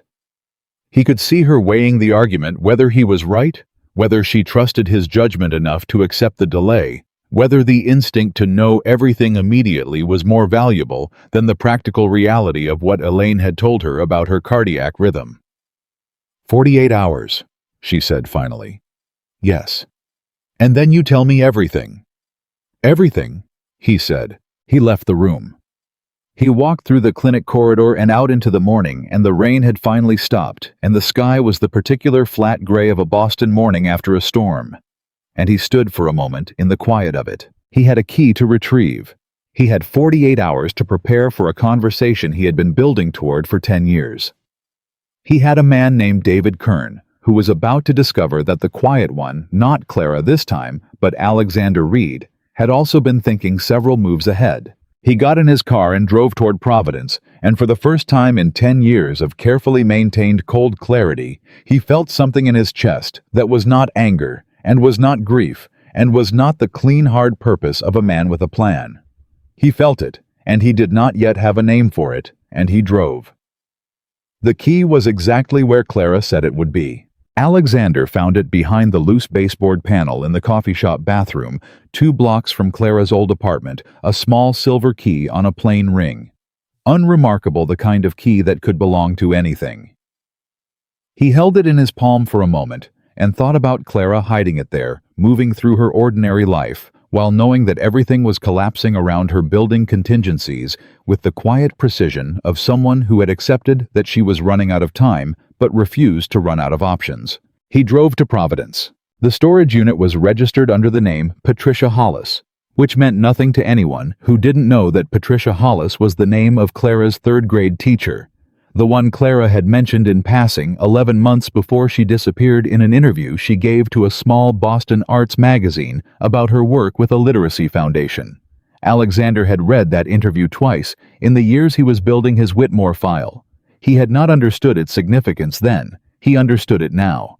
The unit contained a sealed waterproof container approximately the size of a shoebox. Inside the container were 2 USB drives, a printed set of financial records running to approximately 300 pages, and a handwritten index in Clara's neat compressed handwriting, identifying exactly what was on each drive and where each document came from within the Whitmore accounting system. Alexander sat in the storage unit with the container in his hands and understood that Clara Whitmore had done something extraordinary. She had not just copied documents. She had organized them, indexed them, prepared them for someone who would need to use them without her guidance. She had built this package in the days before they came for her, knowing she might not be there to explain it, making sure the evidence could speak for itself. He sealed the container, locked the unit, and drove back to Boston. Marcus was waiting at Alexander's office when he arrived. 3 years of working together had produced in Marcus Webb the particular quality of someone who had learned to read Alexander's face, like a document scanning for information, cataloging what he found, responding to what was actually there, rather than what seemed like it should be there. Marcus looked at Alexander's face and said, "You got it." "I got it," Alexander said. He set the container on the desk. "Have you heard from Kern?" "Not directly," Marcus said. "But there's been activity. His assistant called your office at 7:45 this morning asking to schedule a call, described it as a routine check-in regarding some shared investment interests." "Routine check-in," Alexander said. "That's what she said. That's..." Alexander looked at the container on his desk. Then he looked at Marcus. "Schedule the call," he said. "This afternoon. Tell his assistant I'm available at 3. Marcus studied him. "You're going to let him come to you?" "I'm going to let him think he's managing me," Alexander said. There's a difference. He spent the next 4 hours with Marcus going through the contents of the Providence container. What Clara had assembled was meticulous financial records that showed in granular detail the shell company payment network operating inside the Whitmore Hotel division. Each irregular payment was cross-referenced against the receiving entity, and Clara had done the additional work of tracing those entities through their registration documents to show the pattern of common ownership. The same registered agents, the same mail, forwarding addresses, the same formation dates, clustering in ways that showed deliberate design. This was not someone who had stumbled onto something and photocopied it in a panic. This was someone who had understood exactly what she was looking at and had taken the time at considerable personal risk to build a case. "She's good," Marcus said. He was not a man who gave compliments easily. The word good from Marcus meant something closer to extraordinary. "She was working alone," Alexander said. "No legal support, no investigative resources. Just her, the records, and whatever time she had before they noticed what she was doing." How did they not notice sooner? Because she was the one doing the reconciliations, Alexander said. She had legitimate access to everything she copied. There was no anomaly in her access patterns to trigger suspicion. She was supposed to be in those records. She just went deeper than they expected, and by the time Thomas understood what she'd found, she had already been sitting with it for weeks. His phone rang at 3 o'clock precisely. David Kern had always been punctual. Alexander remembered that about him from childhood, the lawyer who came to dinner and who arrived at exactly the stated time, who left at exactly the stated time, who made the impression of a man whose discipline and reliability were the most important things about him. His father had admired that. His father had trusted it. Alexander answered. "Alexander." Kern's voice was exactly what he remembered. Measured warm, the voice of a man who had spent decades making people feel that whatever conversation they were in was the most important one he was having. "It's good to hear your voice. It's been too long." "David," Alexander said. He kept his voice easy, mild, the voice of a man who was pleased to hear from an old family friend. "It has been. How are you?" Well, busy as always. Listen, I heard you had a meeting with Richard Whitmore last night." "Word travels fast," Alexander said. "In certain circles it does," Kern said. "I have to be honest with you, Alexander. I have some concerns. Richard Whitmore is not someone I'd encourage you to do business with. There are things about that family's financial practices that I've been aware of for some time, and I wouldn't want to see you get caught up in something complicated." Alexander let a beat pass. Then two. He could hear Kern on the other end waiting, gauging. "What kind of things?" Alexander said. "It's difficult to get into specifics on a call," Kern said. "But I think we should meet, in person. I have some information that I think you'd want to have before you proceed any further with whatever you're considering with the Whitmores." "You want to warn me off, Richard Whitmore?" Alexander said. "I want to help you," Kern said, "the way I always tried to help your father." The sentence landed the way Kern intended it, to an invocation of history of loyalty, of the emotional debt that Alexander might still carry toward a man who had been present during the worst period of his family's life.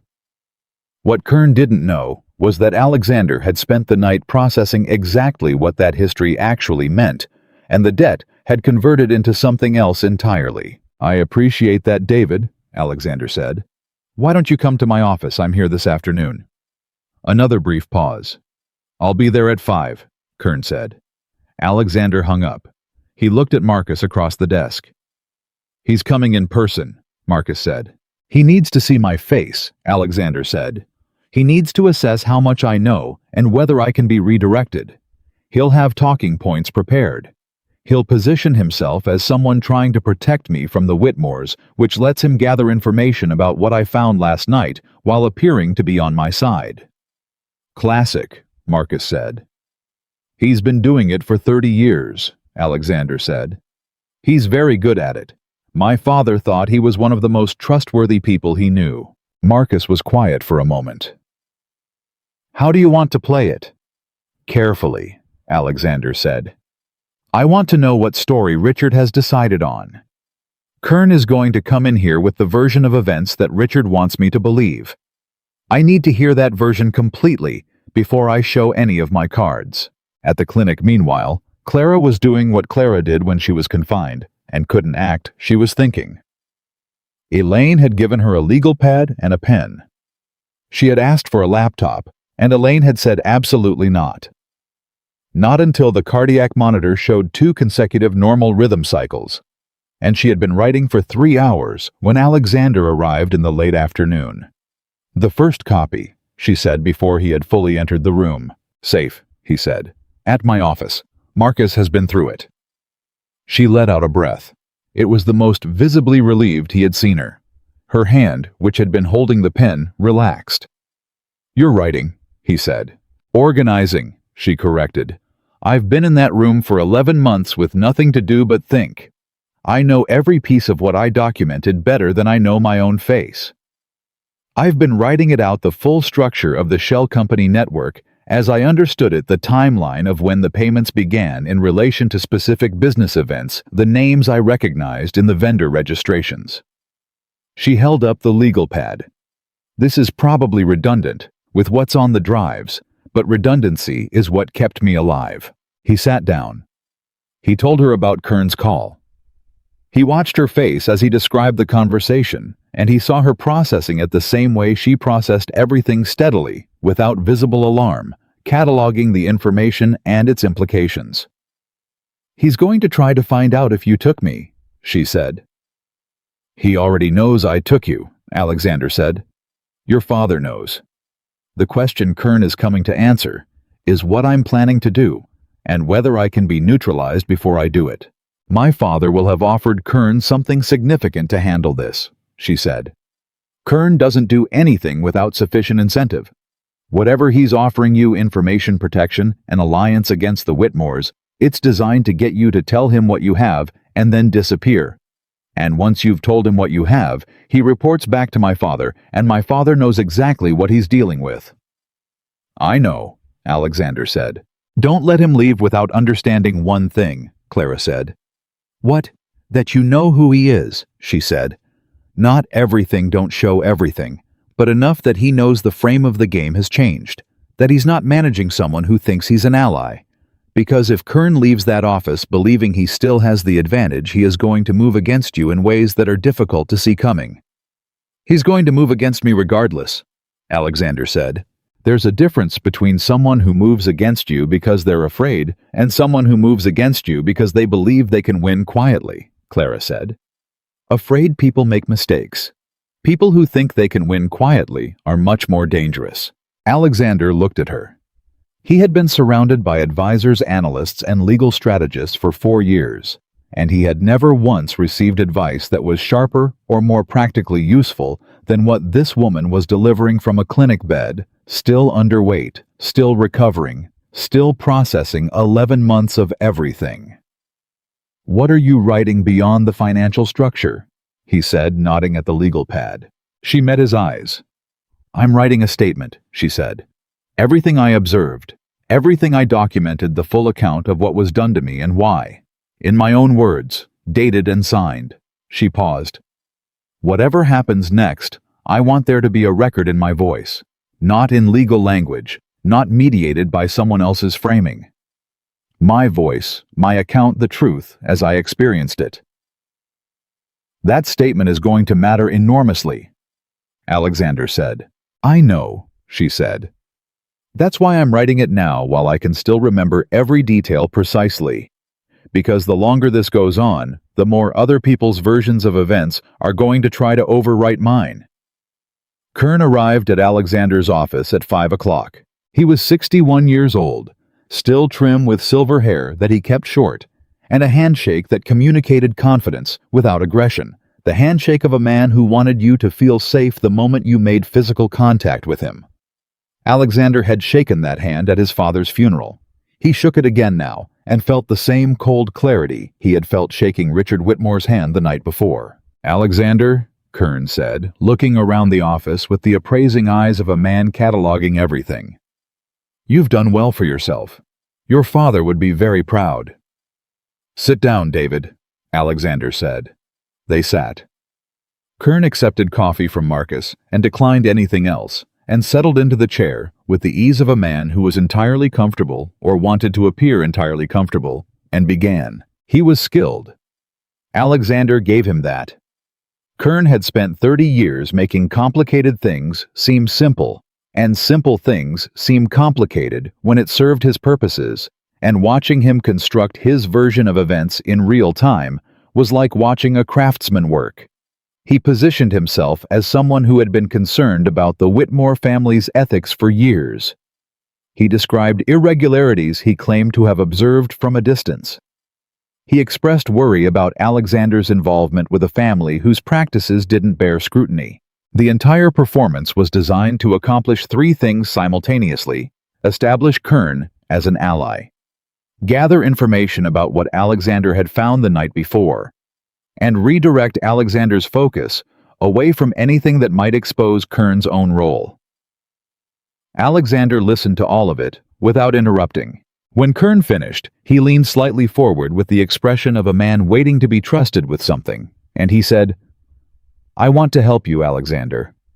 Whatever you found in that house last night, if it's what I think it might be, I can help you use it in a way that's actually effective. The Whitmores have legal resources that are significant. Going at them without the right strategy is going to be very difficult." "You think I need strategy advice," Alexander said. "I think you need someone who knows this family from the inside," Kern said. "Someone who can tell you where the real vulnerabilities are." Alexander was quiet for a moment. He could feel Marcus standing near the door behind him, still as furniture. "David," Alexander said, "do you remember the last time we talked?" Kern smiled gently. "Your father's funeral. Of course I remember. You told me you had done everything you could for him, that the situation with the Whitmores was something you had fought against and couldn't prevent." "I meant every word of that," Kern said. "I know you believed I would believe every word of it," Alexander said. "But here's what I need you to understand."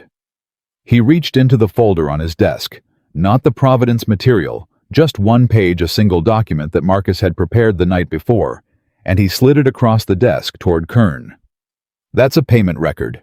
$14,000 transferred from a Whitmore Shell Company entity to an account registered to a consulting firm called KWB Advisory Services. KWB Advisory Services was incorporated in Delaware in the same month that the Whitmore family made the first contact with my father about the proposed partnership. The registration agent is the same firm used for 9 other Whitmore Shell entities." Kern looked at the document. His expression did not change. But something in his eyes did a very small shift, the adjustment of a man recalculating while trying to appear to be doing nothing at all. "I don't recognize this," Kern said. "KWB," Alexander said. "David, what does KWB stand for?" A silence. "I don't know what you're implying," Kern said. His voice was still controlled, still warm, but the warmth had shifted in quality. It had become the warmth of something generating its own heat, rather than reflecting a genuine source. "Kenneth William Bauer," Alexander said. "Your father's name. You used a version of it for the consulting firm you registered the month before my father was targeted. A firm that received regular payments from Whitmore Shell accounts for 9 years, including the 14 months between when the partnership was proposed to my father and when he died." Alexander watched Kern's face. "I'm not implying anything, David. I'm telling you what the records show." Kern set the document back on the desk. He did it slowly, with the deliberateness of a man who understood that every physical action he took in the next 30 seconds was going to matter. "Alexander," he said, "whatever you think you found, I've found what's there," Alexander said. "I found it in the documents, and I found corroboration in a source that has direct knowledge of how the Whitmore financial network was constructed. I know what KWB was paid for. I know when the payments started. I know what my father was told about the contracts that gave the Whitmores control of his company, and I know who told him." Kern stood up. It was not a dramatics movement. He rose from the chair with the same controlled ease he'd brought to sitting down in it, and he adjusted his jacket, and he looked at Alexander with an expression that had finally abandoned the performance of warmth and arrived at something more honest. "You're making a serious mistake," Kern said. "You told my father exactly the same thing," Alexander said. "The night he called you to say he was going to fight the Whitmore contracts. He told me about that call the next morning. He said his lawyer told him he was making a serious mistake." Kern was silent. "His lawyer," Alexander said. "That's what he called you, his lawyer, right up until the end. He never stopped believing you were his." Something moved through Kern's face, then something that might, if you were generous and looking closely, have been genuine. Not remorse exactly, but the recognition of a specific fact that what he had done had a human weight to it, that he had successfully not thought about for a very long time, and that Alexander Reed was now making him think about it in a room where there was nowhere to look that wasn't directly at it. Kern left without another word. Alexander sat at his desk and listened to the sound of the elevator doors closing down the hall, and then he sat in the silence for a moment. "He's calling Richard right now," Marcus said from behind him. "Yes," Alexander said. "That accelerates everything." "I know." Alexander stood up. "Which means we need to move on the second copy. Tonight." Marcus looked at him. "The estate will be watched. The estate will be watched by people who are watching for Clara and for me," Alexander said. "They won't be watching for Margaret." He drove to the clinic. Clara was sitting up in bed when he arrived, the legal pad full of dense handwriting on her lap. She looked at his face and set the pad down. "Kern," she said. It was not a question. "He knows we know," Alexander said. "He's reporting to your father right now. We have maybe 12 hours before your father decides on a strategy and commits to it, and once he commits, everything becomes significantly harder." "Margaret," Clara said. The name was both a statement and a question. "Tell me about your sister," Alexander said. "Everything. What she knows about the family's finances. What her relationship with your father is. What she's like under pressure. I need to know if she can hold together when she finds out what's in that house." Clara thought for a moment. "Margaret is 51 years old. She married well. She lives well. She believes deeply that the Whitmore family is what it has always presented itself to be.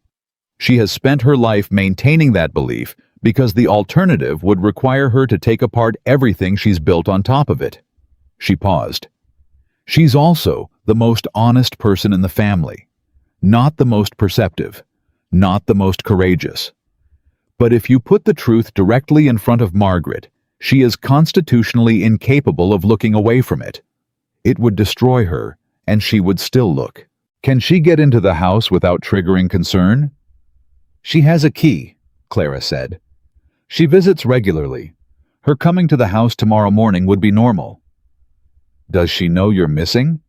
As in, does she know you were in that house?" "She knows I disappeared," Clara said carefully. "She was told the same story everyone else was told. But Margaret—" She stopped. "Margaret has called my father 4 times in the last year asking about me. Asking if there was any news, any contact. I know this because my father mentioned it during one of Thomas's visits to the room. He mentioned it as an annoyance. Margaret was making it difficult for him to maintain the narrative because she kept asking questions he didn't want to answer. So she's been suspicious." "She's been heartbroken," Clara said. "That's different from suspicious. But if you go to Margaret and you tell her where I was and what was done to me, the heartbreak and the questions are going to become something else very quickly." Alexander considered this. He was calculating exposure risk, the possibility that Margaret would panic and contact her father before they could reach the second copy. Against that, he weighed the reality that they needed someone with access to the house with a legitimate reason to be there who wouldn't trigger the heightened watch he expected Richard to have placed. "How do I reach her?" he said. Clara told him. A personal cell number she still remembered, because she had called it from memory so many times in the years before that she had never needed to write it down. "She's going to be upset when she hears your voice," Clara said. I'm not calling as you, Alexander said. Not yet. I need to meet her first, in person. I need to see her face when I explain what happened, because if she's going to have any kind of reaction that would compromise this, I need to know before I trust her with the next step. Clara looked at him. You're very good at reading people, she said. I've had to be, he said. Alexander. She said his name quietly, with a weight she hadn't used before. My father is going to go public tomorrow, or the day after. He's going to release a statement about me about you about last night. He's going to frame everything before we have a chance to frame it ourselves. You know that. Yes. The second copy in that house, the journals, those are the difference between a story about a family dispute and a document that proves deliberate, premeditated crimes against multiple people over multiple years. Without them, we have my testimony and your financial forensics. With them. I know, Alexander said. I know what the journals mean. Then we don't have time to be careful, she said. We have time to be fast and right. Those are different things. I know the difference, he said. She held his gaze. I trust you, she said. It came out plainly without decoration, which was the only way Clara Whitmore said anything that mattered. I need you to understand what that means from me right now. After 11 months of learning exactly what happens when you trust the wrong person. The air in the room shifted. Alexander understood what she was telling him. Not just the words, the decision behind the words, the cost of the decision, what it had taken for a woman in her position to arrive at those 3 syllables and mean them. I won't waste it, he said. He called Margaret Whitmore at 8 that evening from a number she wouldn't recognize. She answered on the 3rd ring with the cautious hello of someone who had learned to be careful about unknown calls.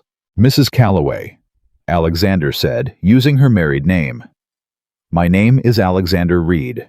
I need you to listen to me very carefully, and I need you to not hang up. A pause. Who are you? I'm the person who found your sister last night, he said. The silence that followed lasted 5 full seconds. When Margaret spoke again, her voice had changed completely. Is she alive? She's alive, Alexander said. She's safe. She's in a medical facility being cared for. She asked me to contact you. He heard Margaret's breath on the other end of the line, the specific sound of someone trying to hold together the collision between enormous relief and enormous rage. Where has she been? Margaret said. Her voice was very controlled, the control of someone who was holding a great deal by the edges. Where was she? Mrs. Calloway, Alexander said. I need to meet with you, in person, tonight if possible. What I need to tell you is not something that should be said on a phone. Tell me if my sister is all right, Margaret said, and the control slipped slightly on. All right. The 2 words coming out with more pressure than the rest. She is going to be all right, Alexander said. She was not all right before last night. I need you to know that before we meet, because what I'm going to show you is going to be very difficult, and I want you to have a moment to prepare yourself. Another silence, shorter this time. Where do you want to meet? Margaret said. They met at a hotel in Cambridge, neutral ground, public enough to feel safe, private enough to have a real conversation.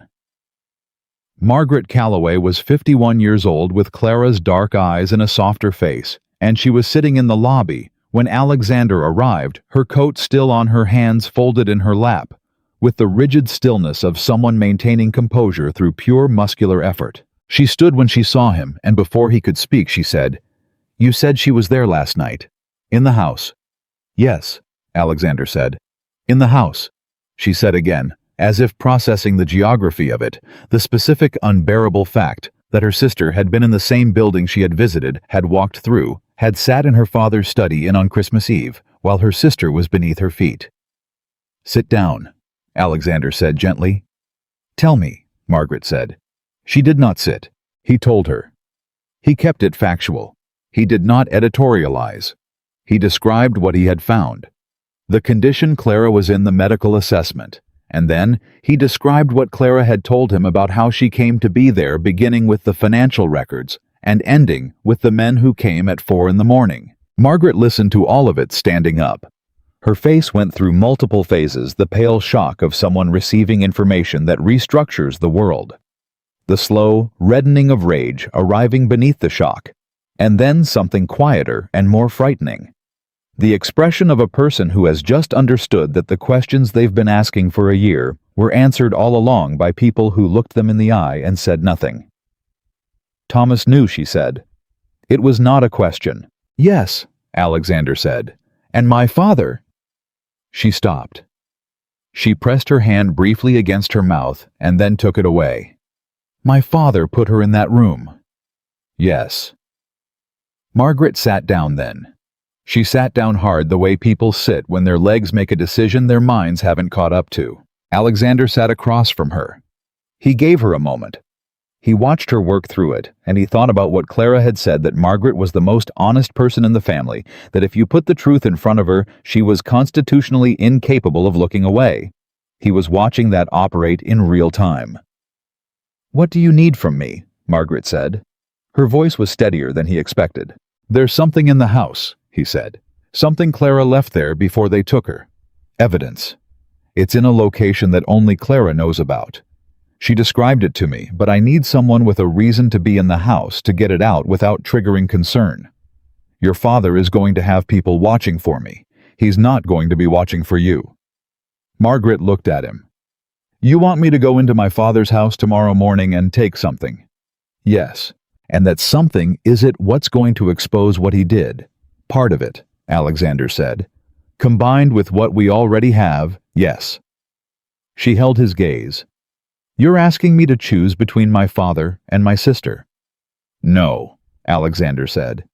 I'm telling you what your father already chose. You're deciding what to do about it. Margaret was quiet for a long moment.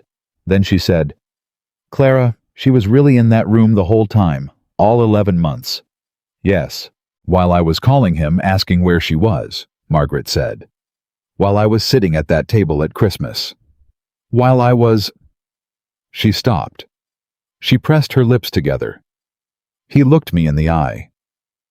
I know, Alexander said. Tell me exactly where in the house, Margaret said. Tell me exactly what I'm looking for, and then I'm going to go home, and I'm going to be at that house at 9 o'clock tomorrow morning, as if everything is completely normal, and I'm going to walk out with what my sister needs, Alexander told her.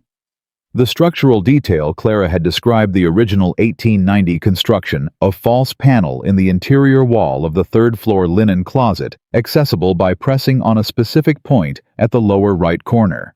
A waterproof envelope sealed with tape. That was all. Margaret repeated the instructions back to him with perfect accuracy. One more thing, she said as she stood to leave. My brother Thomas. Does he know you've identified him as part of this? Not yet, Alexander said. Tell Clara... She stopped. She started again.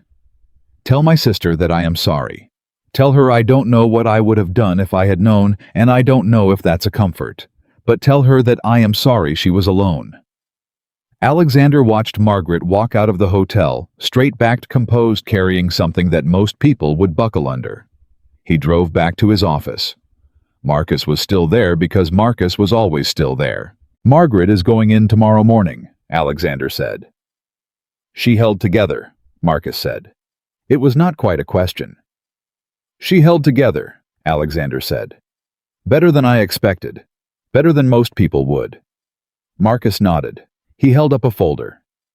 While you were out, something came in from one of the financial forensics contacts in the federal system. Not officially, just a heads up from someone I trust. Alexander took the folder. The Whitmore Group's outside accounting firm filed an amended disclosure 3 hours ago with the SEC, Marcus said. The kind of amendment you file when you need to update the record before someone else updates it for you. Alexander opened the folder and read. The amended disclosure was dense and technical, the language of financial filings designed to be simultaneously present and invisible. But Alexander had spent 4 years learning to read this specific kind of language, and what he saw made something harden in his chest. The Whitmore Group was making a preemptive move.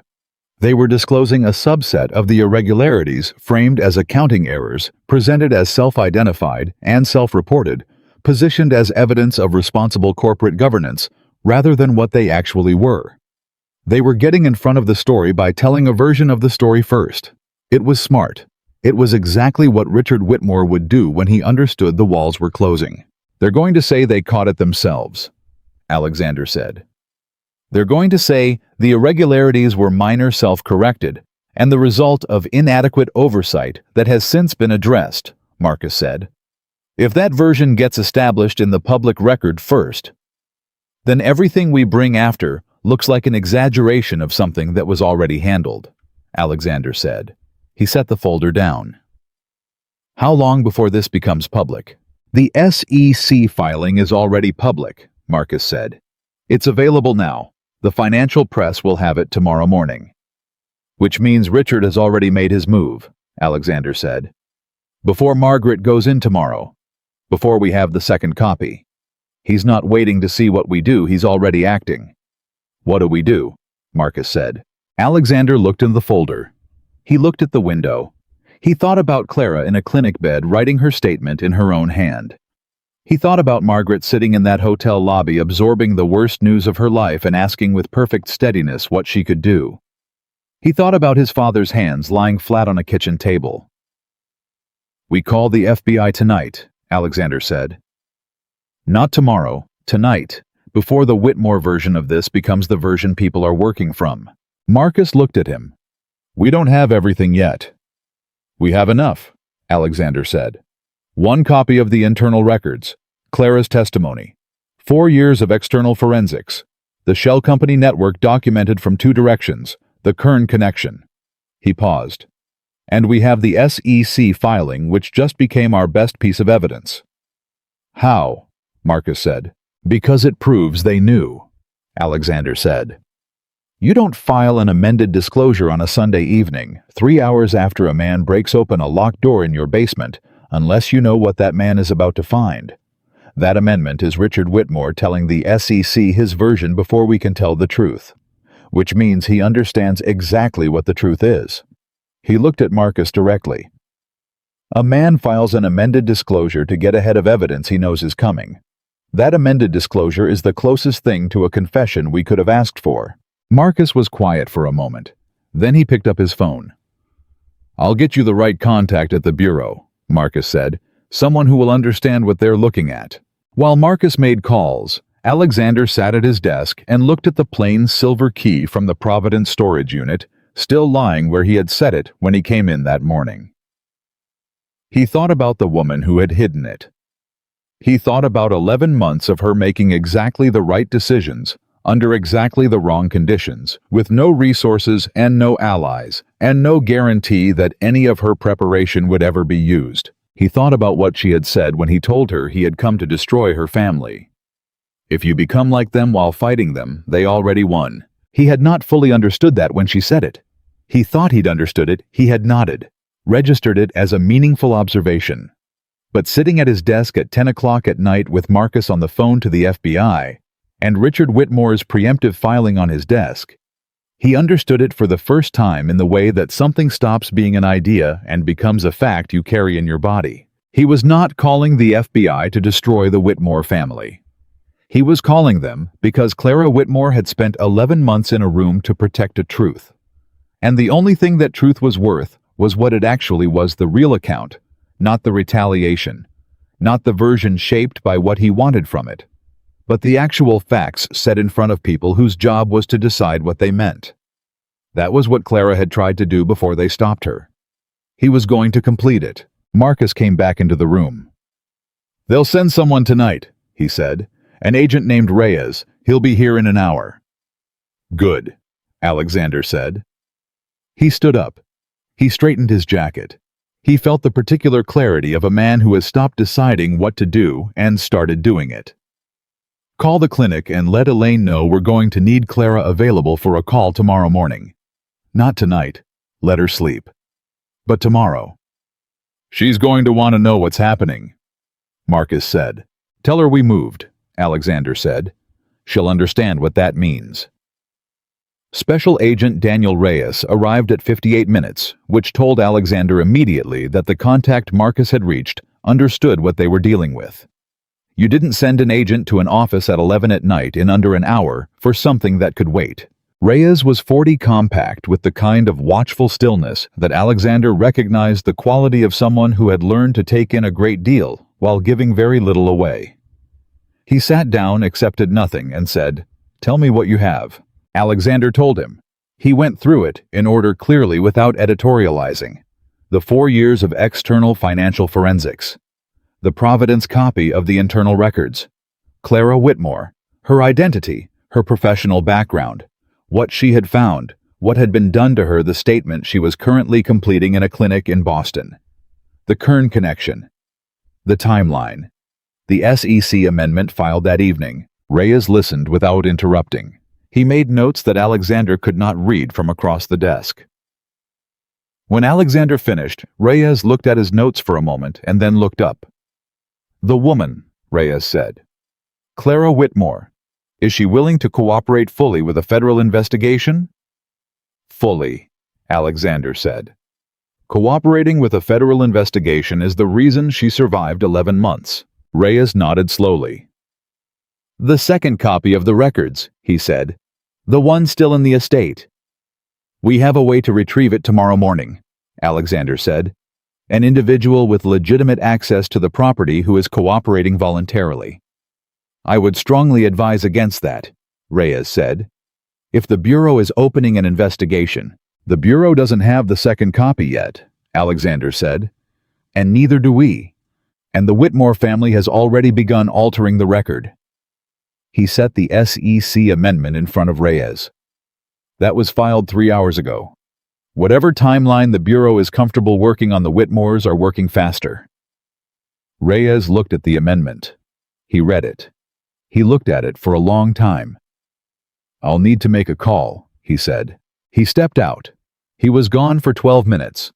When he came back, his expression had not changed in any visible way, but something about the quality of his stillness was different.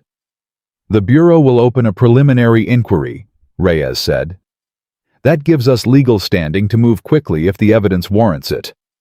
In the meantime, the individual retrieving the second copy. I need a name." "Margaret Calloway," Alexander said. "Clara Whitmore's sister." Reyes wrote it down. "She's going in tomorrow morning." 9 o'clock, Alexander said. Reyes stood up. He gathered his notes. He paused at the door. "Mr. Reed, one question." "Yes." "Your involvement in this, your history with the Whitmore family. I'm going to know about it within the next several hours regardless, so I'm asking you directly now. Is there anything about your personal stake in this that I need to understand before I take what you've given me to my supervisor?" Alexander looked at him. He had expected this question. He had prepared for it. And now that it was in the room, he found that the answer was different from what it had been even 24 hours ago. "My father's company was taken by the Whitmore Group 6 years before my father died," he said. "I have spent 4 years building a case against them. My personal stake is real, and I'm not going to pretend otherwise." He paused. "But what I gave you tonight is documented, sourced, and independently verifiable. It doesn't require you to trust my motivations. The records speak without me." Reyes looked at him for a moment. Then he nodded, once the nod of a man who had just made a decision about someone and was content with it. 9 o'clock, Reyes said, and left. Alexander sat alone in his office. The city outside was quiet, the particular quiet of very late at night when even the sounds of traffic had thinned to almost nothing. He had done what could be done tonight. Tomorrow, Margaret would walk into her father's house with the ordinary ease of a regular visitor and walk out with the evidence that completed the case.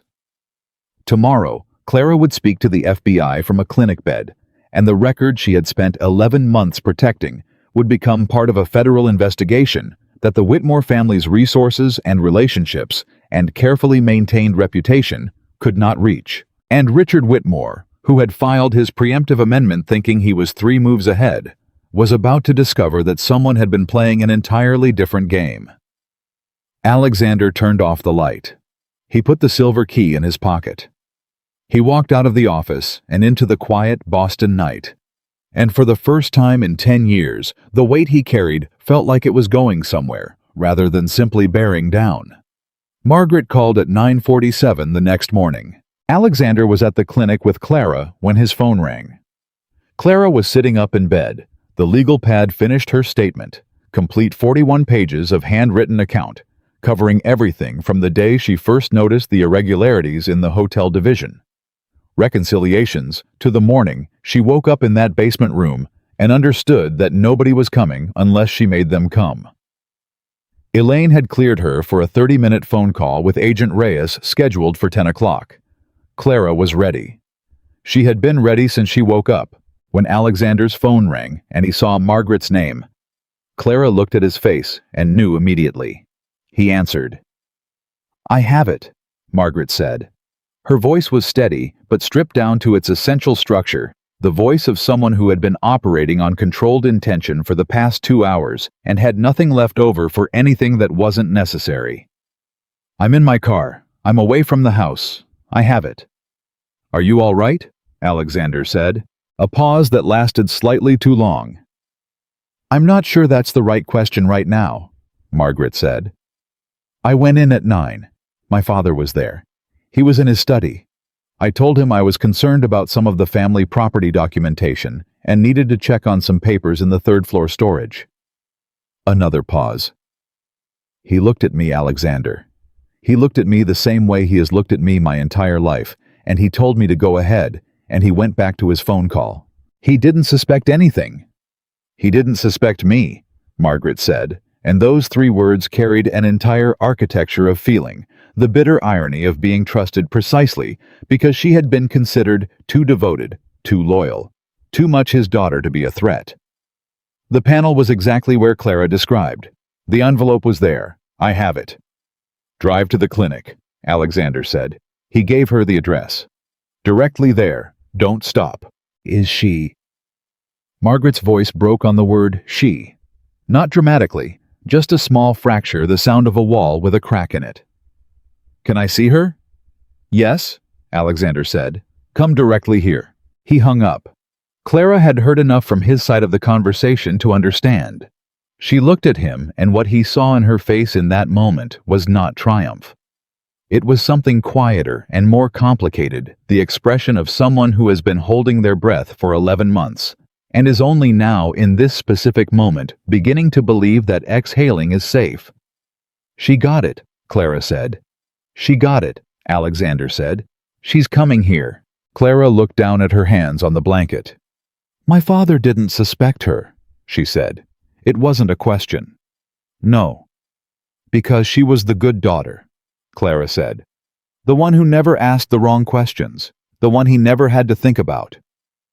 She was quiet for a moment. "I spent years wishing I was more like Margaret. Easier. Less—" She searched for the word, less inclined to look at things that didn't add up. "If you had been more like Margaret, you would never have found what you found," Alexander said. "I know," she said. "That doesn't make it easier to have been me for a while." The honesty of it landed in the room without fanfare. He was learning that about Clara, the way she could say something genuinely painful without making it a performance of pain, the way she communicated difficult truths about herself with the same directness she brought to difficult truths about everything else. Agent Reyes arrived at the clinic at the same time as the phone call with Clara was originally scheduled. Alexander met him in the hall and explained that the second copy was en route. Reyes absorbed this with the professional equanimity of someone who had learned to process unexpected developments without visible reaction. But Alexander could see the adjustment behind his eyes, the recalibration of a man who had come in with one picture and was being handed a larger one. "Mrs. Calloway retrieved it herself," Reyes said. "Yes." "Without my knowledge," Reyes said. "You were advised of the plan last night," Alexander said. "You chose not to formally object." Reyes looked at him. "I advised against it. And I heard your advice," Alexander said. "And then Margaret Calloway made her own decision as an adult with full information. She isn't under your authority, and neither am I." He paused. "The evidence she's bringing is going to complete your case. That's what matters." Reyes looked like he wanted to argue about process. He looked like he understood that arguing about process at this particular moment was not the most efficient use of his time. "I'll need to speak with Mrs. Calloway as well," he said. "She'll cooperate," Alexander said, fully. Clara's call with Reyes happened in her room with Alexander present at her request. She had asked him the night before, when he had described Reyes's visit to the office, whether she could have someone she trusted in the room when she spoke to federal investigators for the first time. He had said yes without hesitation. What he hadn't said, but what he understood, was that the request itself told him something important about where she was not weak, not dependent, but clear-eyed about the fact that 11 months in a room had made certain ordinary experiences feel less ordinary than they used to, and that having one person present whose intentions she had already tested was a practical decision, not a fragile one. Reyes sat across from Clara and looked at her, and she looked back at him with those steady dark green eyes, and the first thing she said was, "I want to give you everything I have, and I want to understand exactly how it will be used. I'm not interested in a process I can't see." Reyes, to his credit, did not bristle at that. "I can tell you how federal financial crime investigations work," he said. "I can tell you what typically happens to witness testimony and documentary evidence at each stage. I can't promise you specific outcomes." "I'm not asking for promises," Clara said. "I'm asking for transparency. Those are different things." "Then I can give you that," Reyes said. They talked for 50 minutes. Clara went through her account with the same precision and economy she brought to everything. No theatrics, no unnecessary detail, no moment of manufactured emotion. She was a witness, and she understood how to be a witness, and watching her deliver her account to a federal agent from a hospital bed with an IV still in her arm, Alexander thought that the Whitmore family had made a very specific and very consequential error when they had looked at their quietest daughter and decided she was the one they had the most control over. Margaret arrived during the call. Alexander met her in the waiting room. She was holding a sealed waterproof envelope, and she was holding it the way people hold things they have decided to carry regardless of the weight. She had been composed on the phone. In person, the composure was still there, but it had a different texture. The texture of something that had been maintained through an active decision, rather than something that came naturally. She saw Alexander and said without preamble, "I passed my father in the hall on the way out. He was coming out of his study. He put his hand on my shoulder and he said, 'Thank you for coming by, sweetheart. It means a great deal to me.'" She stopped. Her jaw tightened. "He put his hand on my shoulder." Alexander did not say anything. There was nothing useful to say. "He knew," Margaret said. "Didn't he? He knew that Clara was in that house the whole time I was calling him asking about her, and every time I came by, and every time he said he was worried about her too, and every Christmas." She stopped herself. She looked at the envelope in her hands. "This is what he was afraid of." "Yes," Alexander said. "Then he should have been afraid of it a long time ago," Margaret said, and she handed Alexander the envelope with the finality of someone completing a transfer they intend to be permanent. When Clara's call with Reyes ended, and Reyes had stepped out to make his own calls, Alexander brought Margaret to Clara's room. He stood in the doorway and watched the two sisters see each other for the first time in 11 months. Margaret walked in and stopped, and the composure broke, not loudly, not dramatically, but completely, the way something breaks when it has been held together past the point it was built for. She crossed to the bed, and she took Clara's face in her hands. "The way you handle something you were afraid you would never touch again," and Clara reached up and held her sister's wrists, and neither of them said anything for a long time. Alexander stepped back into the hall and gave them the room. He leaned against the wall and listened to nothing in particular and felt something in his chest that he identified after a moment as the specific feeling of witnessing something that was none of his business and entirely right. Marcus called at 11:15. "The Whitmore family attorney issued a statement 40 minutes ago," Marcus said. "They're calling it a personal health crisis. Clara's not the family's.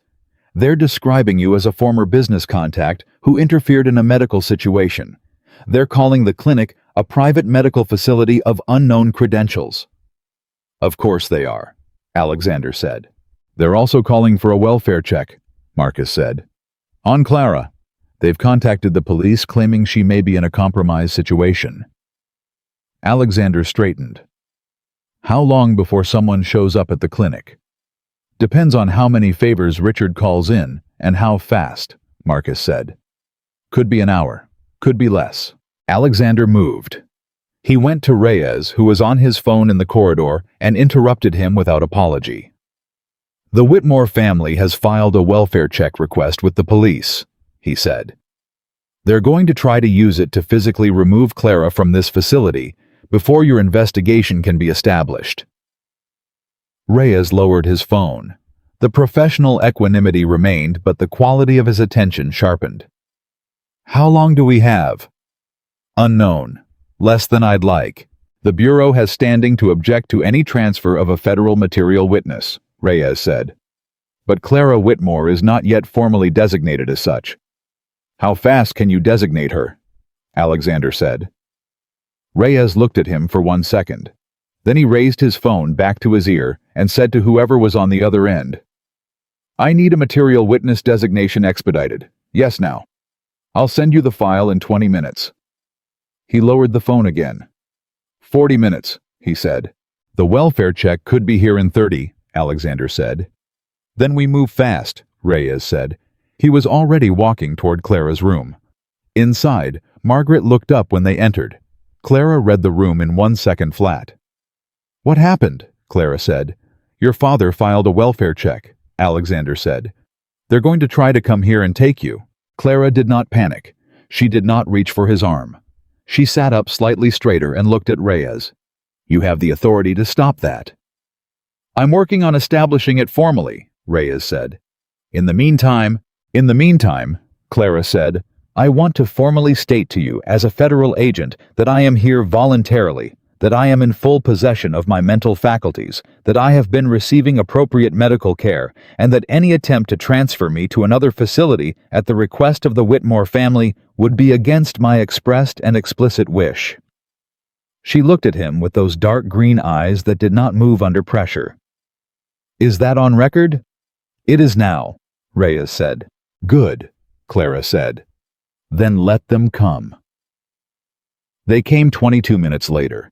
2 uniformed officers and a woman Alexander identified from Reyes's expression as someone Richard Whitmore had reached through his network. She was carrying documents that moved too fast from request to preparation to be entirely organic.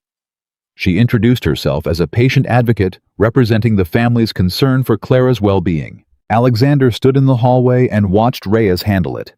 He handled it with the quiet authority of a federal agent who knows exactly what authority he has and has no interest in performing more than necessary.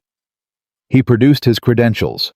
He produced the expedited material witness documentation, which had arrived on his phone 4 minutes earlier. He explained in clear and moderate terms that the individual the officers had been sent to check on was a voluntary patient under medical care, had been formally designated as a material witness in a federal investigation, and had explicitly declined any transfer or change in her situation. The patient advocate said, "The family has serious concerns about whether—" "The family's concerns have been noted," Reyes said. "They're welcome to address those concerns through their legal representation in the appropriate proceeding." The officers looked at each other. They looked at Reyes. They left. The patient advocate stayed a moment longer, and she said in a lower voice that she perhaps thought wasn't carrying to where Alexander stood. "Mr. Whitmore is going to respond to this. I expect he will," Reyes said pleasantly and held the door. Alexander exhaled for what felt like the first time in 20 minutes. Back in Clara's room, Elaine was checking Clara's monitors with the pointed efficiency of a woman who had spent 20 minutes managing a potential forced transfer of her patient and was channeling her feelings about that into clinical precision. "Her blood pressure is elevated," Elaine said to the room in general. "I wonder why," Clara said. "It wasn't a question," Elaine said. "Everyone out for 10 minutes. She needs quiet." Alexander and Margaret stepped into the hall. Margaret stood with her arms crossed, the particular stance of someone whose body was trying to hold itself together physically because mentally the task was too large. "What happens now?" Margaret said. "The Bureau opens its formal investigation," Alexander said. which has already begun. The documentary evidence goes to their forensic accountants. Clara's testimony is formally recorded. My material goes into the file. The Whitmore family's legal team mounts a response, which they're already doing, but they're doing it without the option of making Clara unavailable, which was the only move that would have given them real leverage. "And my father," Margaret said. "What happens to him?" It was not exactly a question. It was the thing she had been building toward since the hotel lobby the night before the destination she had been walking to through every other thing they had discussed the conversation she could not avoid having. "That depends on what the investigation finds and how the prosecutors decide to proceed," Alexander said. "I can't tell you what a federal investigation will conclude or what charges will result. I can tell you what the evidence shows." "Tell me," Margaret said. He told her. Not everything, the full depth of the financial forensics, was not something that could be conveyed in a hospital corridor in 15 minutes, but enough. The shell company network. The scale of the irregular payments over a decade.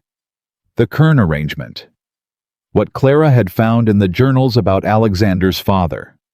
He told her about Daniel Reed's company, the partnership that was never a partnership, the lawyer who had been positioned inside his father's trust for the purpose of making sure the outcome was guaranteed. Margaret listened. Her face went through the same sequence Alexander had watched in the hotel lobby. Shock, then rage, then something quieter. But this time, the quiet that followed was different from the hotel lobby quiet. That had been the quiet of someone absorbing information. This was the quiet of someone who had made a decision and was standing on the other side of it. "David Kern," she said. She said the name like she was putting it somewhere she would not forget it. "I know him. He came to family events. Christmas, Easter. My father called him one of the most honorable men he knew." "Yes," Alexander said. "And the whole time, yes." Margaret looked at the wall for a moment. Then she looked at Alexander. "You've been building this for 4 years." "Yes." "After your father died." "Yes." She studied him the way Clara studied people, with that particular attention that was looking for something specific, not just information, but the thing underneath the information. "Did you come here to hurt my family?" she said. "I mean actually hurt them. Not I know about the case, I understand the legal structure. I mean, did you come here to make them suffer?" He could have given her a cleaned-up answer. He could have framed it in the language of justice and accountability and the public interest. He had done that with Reyes, and he had done it in his own mind for 4 years. Instead, he heard Clara's voice saying, "If you become like them while fighting them, they already won," and he said the honest thing. "When I started, yes," he said. "I wanted them to feel what my father felt. I wanted the destruction of everything they'd built. I wanted it to hurt." He paused. Finding Clara changed that, not all at once, but she the way she thinks about what truth is. For what justice actually means, she put something into the conversation that I hadn't put there. Margaret was quiet for a moment. "She does that," she said. "She always did that. Even when we were young." Clara was the one who asked why. A pause. "I never asked why enough." "You're asking now," Alexander said. Margaret took a breath. "When this is over, when whatever happens happens, I want to know that it was done the right way. Not just the legal way, the right way. I want to know that my sister's account was what drove this, not someone's revenge." "It is," Alexander said. "Her account and her evidence are what make this possible. Without her, I had a case that could cause damage.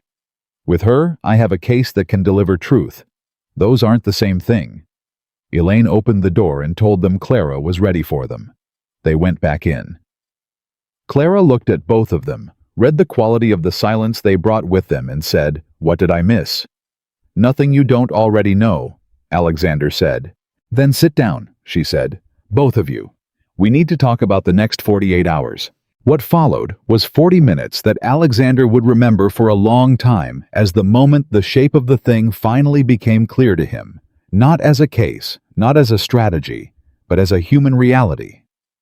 The three of them sat in that clinic room, and Clara, still thin, still recovering, still with an IV in her arm, laid out the sequence with the kind of organized precision that reminded him painfully and productively of the index she had written in the Providence storage container. The federal investigation needed to move before the Whitmore legal team could establish narrative dominance in the press.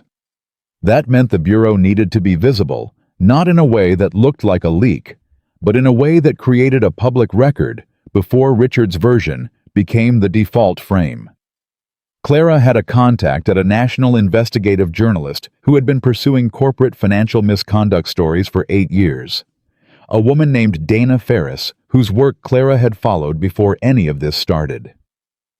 Dana Ferris would understand what she was looking at, would handle it with the care that the evidence deserved, and would be able to move the story into public view in a way that was accurate and complete, rather than sensational. "I'm not calling her to burn my family," Clara said. "I'm calling her because the story needs to be told correctly before someone tells it wrong. There's a version of this that becomes a tabloid story about a family fight, and that version protects the actual crimes by drowning them in personal drama. Dana won't do that." "You're willing to be on the record," Alexander said. "I was always going to be on the record," Clara said. "I was in that room for 11 months because I was going to put my name on the truth. I'm still going to put my name on it." Margaret said, "Clara." She said it quietly, and Clara looked at her, and they communicated something in that look that didn't require words, and that Alexander recognized as the specific language of people who have been each other's history for their entire lives. "I know," Clara said to whatever Margaret had said without speaking. "He's still our father," Margaret said. "I know that too," Clara said. She said it without cruelty and without sentimentality. What he did doesn't stop being what he did because he's our father. And it doesn't stop mattering that he's our father because of what he did. Both of those things are true. I've had 11 months to understand how to hold both of them. Margaret nodded slowly. She was not crying. She had moved past the register where crying was the appropriate response and into something colder and more permanent. "What do you need me to do?" Margaret said. "Be honest," Clara said. "When people ask you, and they will ask you after this becomes public, they will ask you how you didn't know. Be honest. You didn't know because you weren't shown. That's not a failure. That's what happens when people in power make active decisions about what you're allowed to see." Margaret looked at her sister for a long moment. "You're protecting me," she said. "I'm telling you the truth," Clara said. "Same thing." Alexander stepped out to make calls while the sisters talked. He reached Marcus with instructions about coordinating the documentary evidence transfer to the Bureau's forensic team.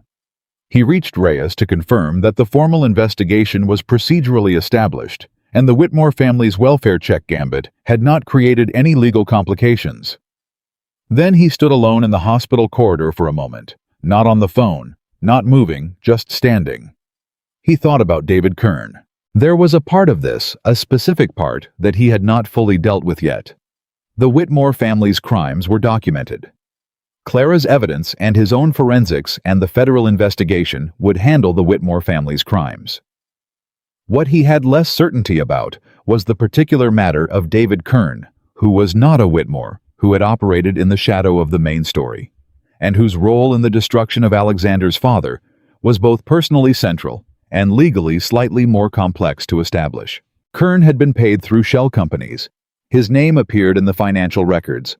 But the most direct evidence of his specific role in the manipulation of Daniel Reed's legal situation was in Richard Whitmore's personal journals, the second copy that Margaret had retrieved. Alexander had not yet read the journals. Clara had described what was in them. He had not read them himself. He went back to the room. Clara and Margaret were still talking. He waited until there was a natural pause. "The journals," he said. "The photographs of the relevant pages.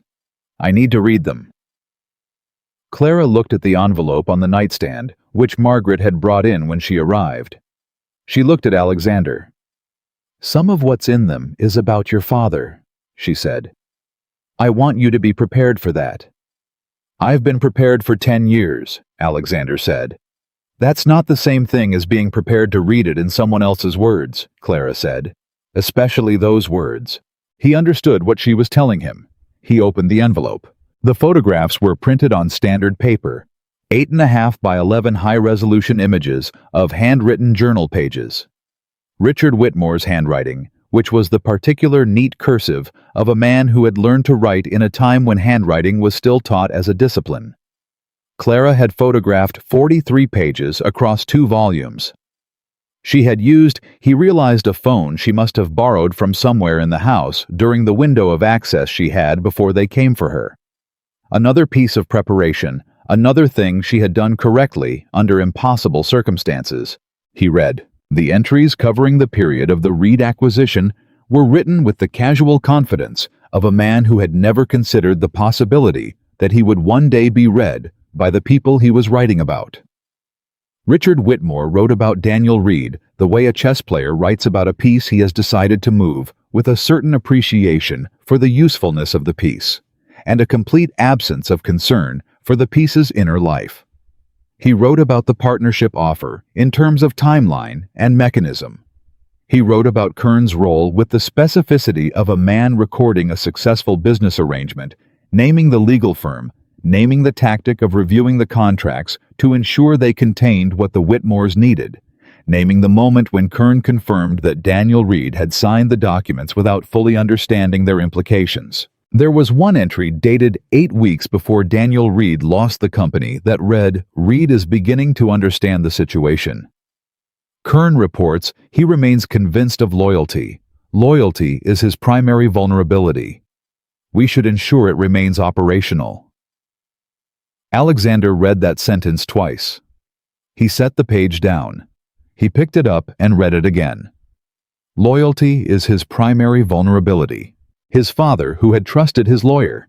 His father, who had shaken hands and believed the handshake meant something, who had looked at a man named David Kern across a dinner table and called him honorable. Who had called him the morning everything fell apart and been told that fighting the Whitmore contracts was a serious mistake. Loyalty is his primary vulnerability. He felt Clara's eyes on him. He looked up. "You read it," she said. "Yes. Are you all right?" He thought about the honest answer to that question.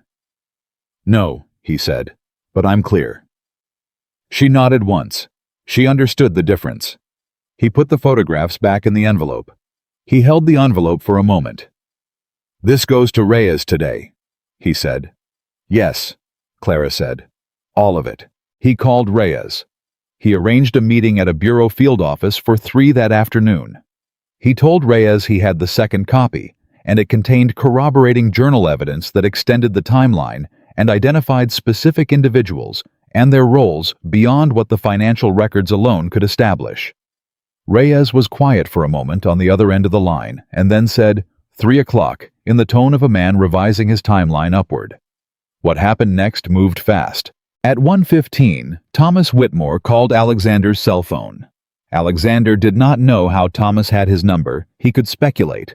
But the how was less interesting than the fact of the call itself, which told him that Thomas was operating independently of whatever Richard's legal team was advising. "Reed," Thomas said. He did not say hello. He did not identify himself. He said the name the way men say names when they want the name to be an accusation. "Thomas," Alexander said. "You need to understand something," Thomas said. "Whatever my sister told you, whatever you think you found in that house, you have no idea what was actually happening. Clara has had serious psychological difficulties for years. The decision to have her receive specialized care was made with her best interests in mind, in consultation with medical professionals who—" Thomas, Alexander said. "Stop." A silence. "I have the financial records your sister documented in the Hotel Division reconciliations," Alexander said. "I have the journal pages. I have 43 photographs of your father's handwriting. I have 4 years of external forensics. I have a federal agent who has opened a formal investigation and has designated your sister as a material witness. And I have your sister's 41-page handwritten statement, in her own words, describing every relevant event in precise chronological order." He paused. If you have something substantive to add to that body of evidence, I'll listen. If you're calling to tell me Clara is unstable, I'm going to hang up." Another silence. Longer. "What do you want?" Thomas said. Something about the question, the way it assumed that Alexander's motivation was transactional, that there was a number or an outcome that would make this negotiable, made something settle in Alexander's chest with a finality that felt like a door closing. "I want the truth in the record," Alexander said. "That's the only thing I've wanted since I walked out of that house with your sister. There's nothing you can offer me that changes that." He hung up. He told Clara about the call when he got back to her room. She listened with the patient attention of someone who had expected this. "He's panicking," she said. "Yes. Thomas panics when he loses the frame," she said. "He's very good at building the frame, the story, the interpretation, the version of events that other people accept. When the frame breaks, he doesn't have the instinct for improvisation that my father has. He goes back to the tools that worked before." She paused. "It won't work this time." "No," Alexander said. "It won't. Alexander." She said his name with that particular quality. She had the weight that meant what followed was something she had decided to say, not something that had simply arrived. When this becomes public, and it's going to become public within the next day, maybe sooner, people are going to write a story about this. The press, the public. There are going to be versions of this that make you the hero, and versions that make you a vigilante, and versions that make this a romantic narrative, and versions that make it a legal thriller. None of those versions are going to be quite accurate. "I know," Alexander said. "What I want," she said carefully, "is for the version my father wrote about your father to be in the permanent record, not as the most important part, not as the emotional climax, but as a fact that cannot be edited out or softened or reframed as something that happened a long time ago and doesn't matter now. It matters."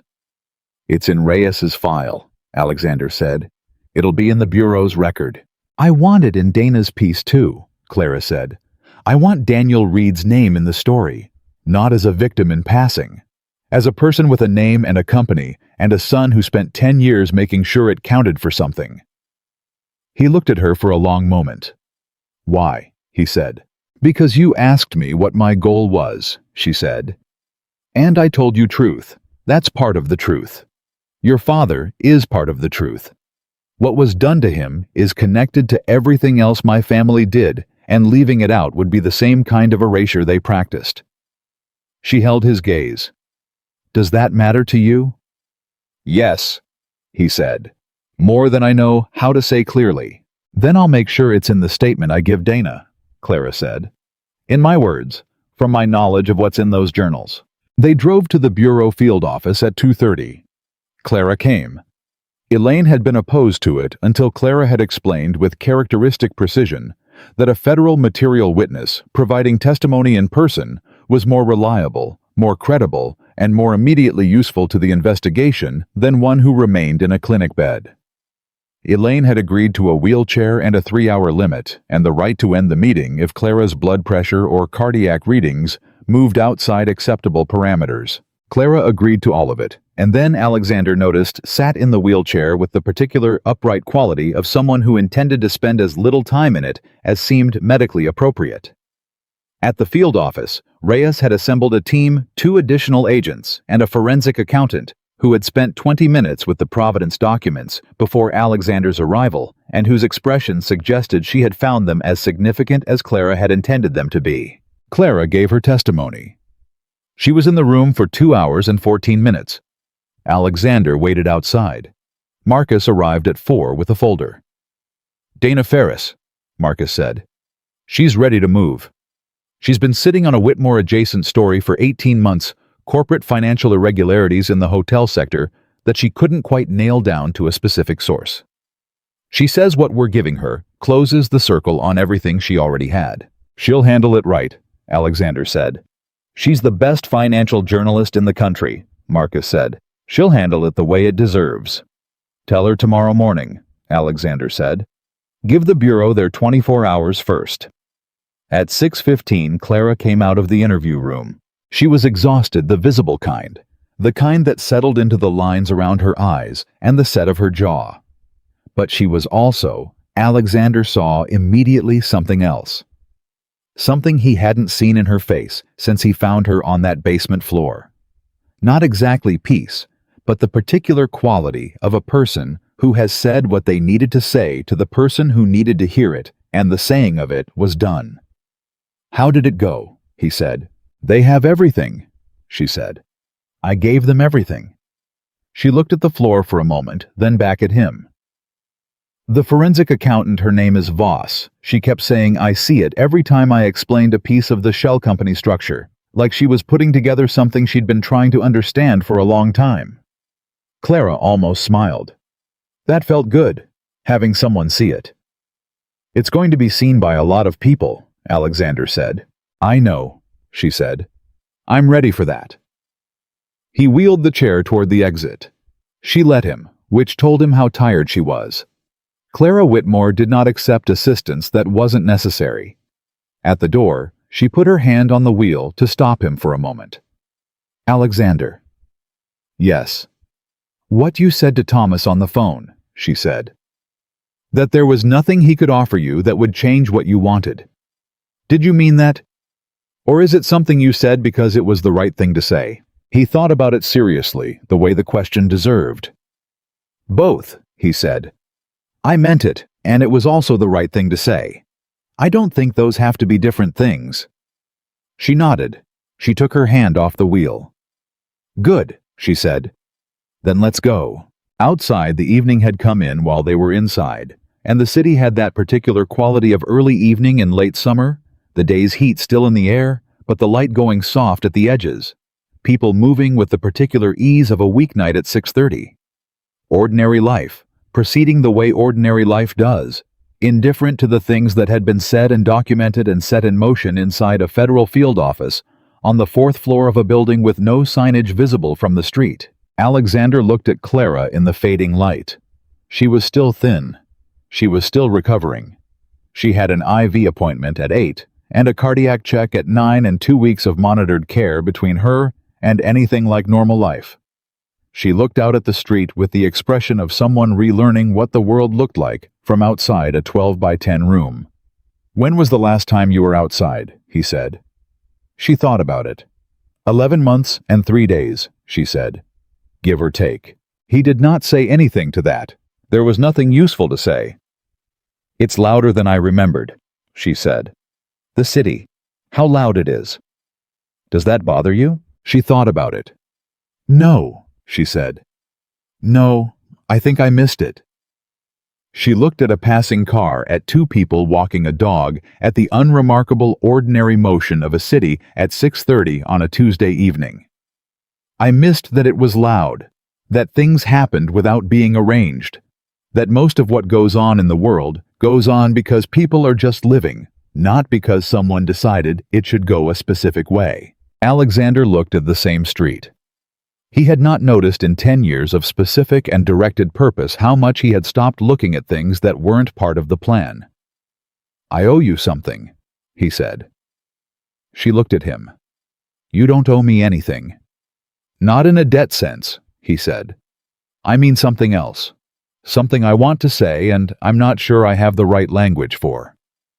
"Try," she said. He thought about how to say the true thing without overstating it or understating it, because Clara Whitmore did not respond well to either extreme, and he had learned that about her in 3 days, the way you sometimes learn the most important things about a person very fast. "I came to that house to destroy something," he said. "I had spent 10 years constructing myself into the instrument of it. And then I found you in that room, and everything I thought I was doing turned out to be not wrong exactly, but smaller than I thought. I was going to cause damage to people who deserved consequences, and I was going to feel the satisfaction of it, and I was going to call that justice." He paused. "You showed me the difference between causing damage and telling the truth. I don't think I would have found that difference without you." Clara was quiet for a moment. The evening light moved on her face. "You showed up," she said. "That's what you did. I had been knocking on that floor for 3 weeks every time I heard footsteps above me. You were the first person who followed the sound." She paused. The difference between causing damage and telling the truth, I knew that difference. I couldn't make it matter alone. You're the reason it matters to anyone but me." They looked at each other in the ordinary evening light of a city going about its business. Two people who had arrived at the same place from opposite directions, carrying between them something that had taken years and months and 11 months in a room to assemble. "Tomorrow," Alexander said. "Tomorrow." Clara agreed. He pushed the wheelchair toward the car, and the city moved around them, loud and indifferent and entirely alive. And above it all, the first few stars were beginning to appear in the darkening sky over Boston, visible because the light was finally going down enough to see them. Dana Ferris published at 6:14 the next morning. Alexander knew the exact time because he was awake when it went live. He had not slept, had not tried to sleep, had spent the night at his desk going through the final coordination with Marcus and monitoring the Bureau's preliminary activity and waiting for the particular kind of quiet that preceded something irreversible. He had his laptop open and his coffee untouched, and when the notification came through from the newswire service he had been watching, he read the headline once, then read it again, and then sat very still for a moment. The headline was, "Whitmore Group faces federal investigation into decade-long financial fraud, family's hidden daughter breaks silence." It was not sensational. Dana Ferris did not do sensational. What she did was precise, structured, and devastating in the specific way that precision and structure could be devastating when the facts underneath them were what these facts were.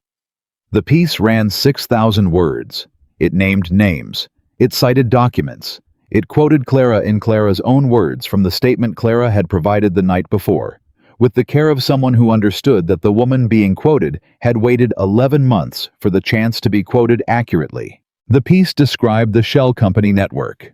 It described the irregular payments, their scale, their duration, their design. It described the false psychiatric records. It described in one paragraph that Alexander read 4 times the role of David Kern in the acquisition of Daniel Reed's company, citing the journal entries by date and quoting the specific language Richard Whitmore had used when he wrote about Daniel Reed's trust as a vulnerability to be managed. Daniel Reed's name was in the piece. His company was named. The year the company was taken was stated. The manner in which it was taken was explained. His death was mentioned not as a dramatic detail, but as a fact of record, the kind of fact that existed in the permanent account and could not be softened by time or by the preference of powerful people for the past to stay where they put it. Alexander read that paragraph and did not move for a long time. Then he called Clara. She answered on the second ring. She had been awake too. "I read it," she said. "I know," he said. "She got it right," Clara said. "Every word." "Yes." A pause. Not uncomfortable, the pause of two people standing on the same side of something that has just happened and taking a moment to absorb the fact that it has happened. "Your father is in there," Clara said. "The way I said I would." "I know," Alexander said. "Thank you." "Don't thank me," she said. It was true. It belonged there. He heard her breathing on the other end of the line, steady, and behind it, the ambient sounds of the clinic, the distant beep of monitors, the muffled sound of a hallway conversation, the ordinary sounds of a place that existed to keep people alive. He thought about her in that room, knocking on the floor every time she heard footsteps above her. He thought about what it had taken to maintain the discipline of that, to keep believing past every reasonable deadline for belief that someone was going to follow the sound. "Clara," he said. "Yes." "The story is out," he said. "Whatever happens next, the legal process, the investigation, the public response, it's going to be complicated, and it's going to take time, and none of it is going to feel as clean as today's headline. But the story is out. They can't put it back." "No," she said. "They can't." A pause. "How does that feel for you personally?" "For you." He thought about the honest answer. "Strange," he said. "I built this for 10 years as a destination, and now it's here, and the world is still turning, and my father is still dead, and I'm sitting at my desk at 6 in the morning with cold coffee, and it's strange." "Yes," she said quietly. Arriving somewhere you've been walking toward for a very long time is always strange, because the walking was so much of who you were. He did not say anything to that. She was right, and she said it without cruelty and without comfort, just as the true thing it was. "Get some rest," he said. "Today is going to move fast." "I know," she said. "Alexander." "Yes." "You followed the sound," she said. "I want you to know that I know what that means." He held the phone for a moment after she hung up. Then he set it down and picked up the cold coffee and drank it anyway and watched the Boston morning begin through his office window. It moved fast. He had told her it would move fast, and it did. By 7:30, the Whitmore family's public relations firm had released a statement calling the article inaccurate, defamatory, and the product of a coordinated attack by individuals with personal grievances against the family. The statement described Clara as a troubled individual whose claims were the result of long-standing psychological difficulties. It described Alexander as a former business contact with a documented personal vendetta. It described the federal investigation as preliminary and without established basis. By 8:15, 3 major financial news outlets had picked up Dana's piece. By 9, it was on the national wire.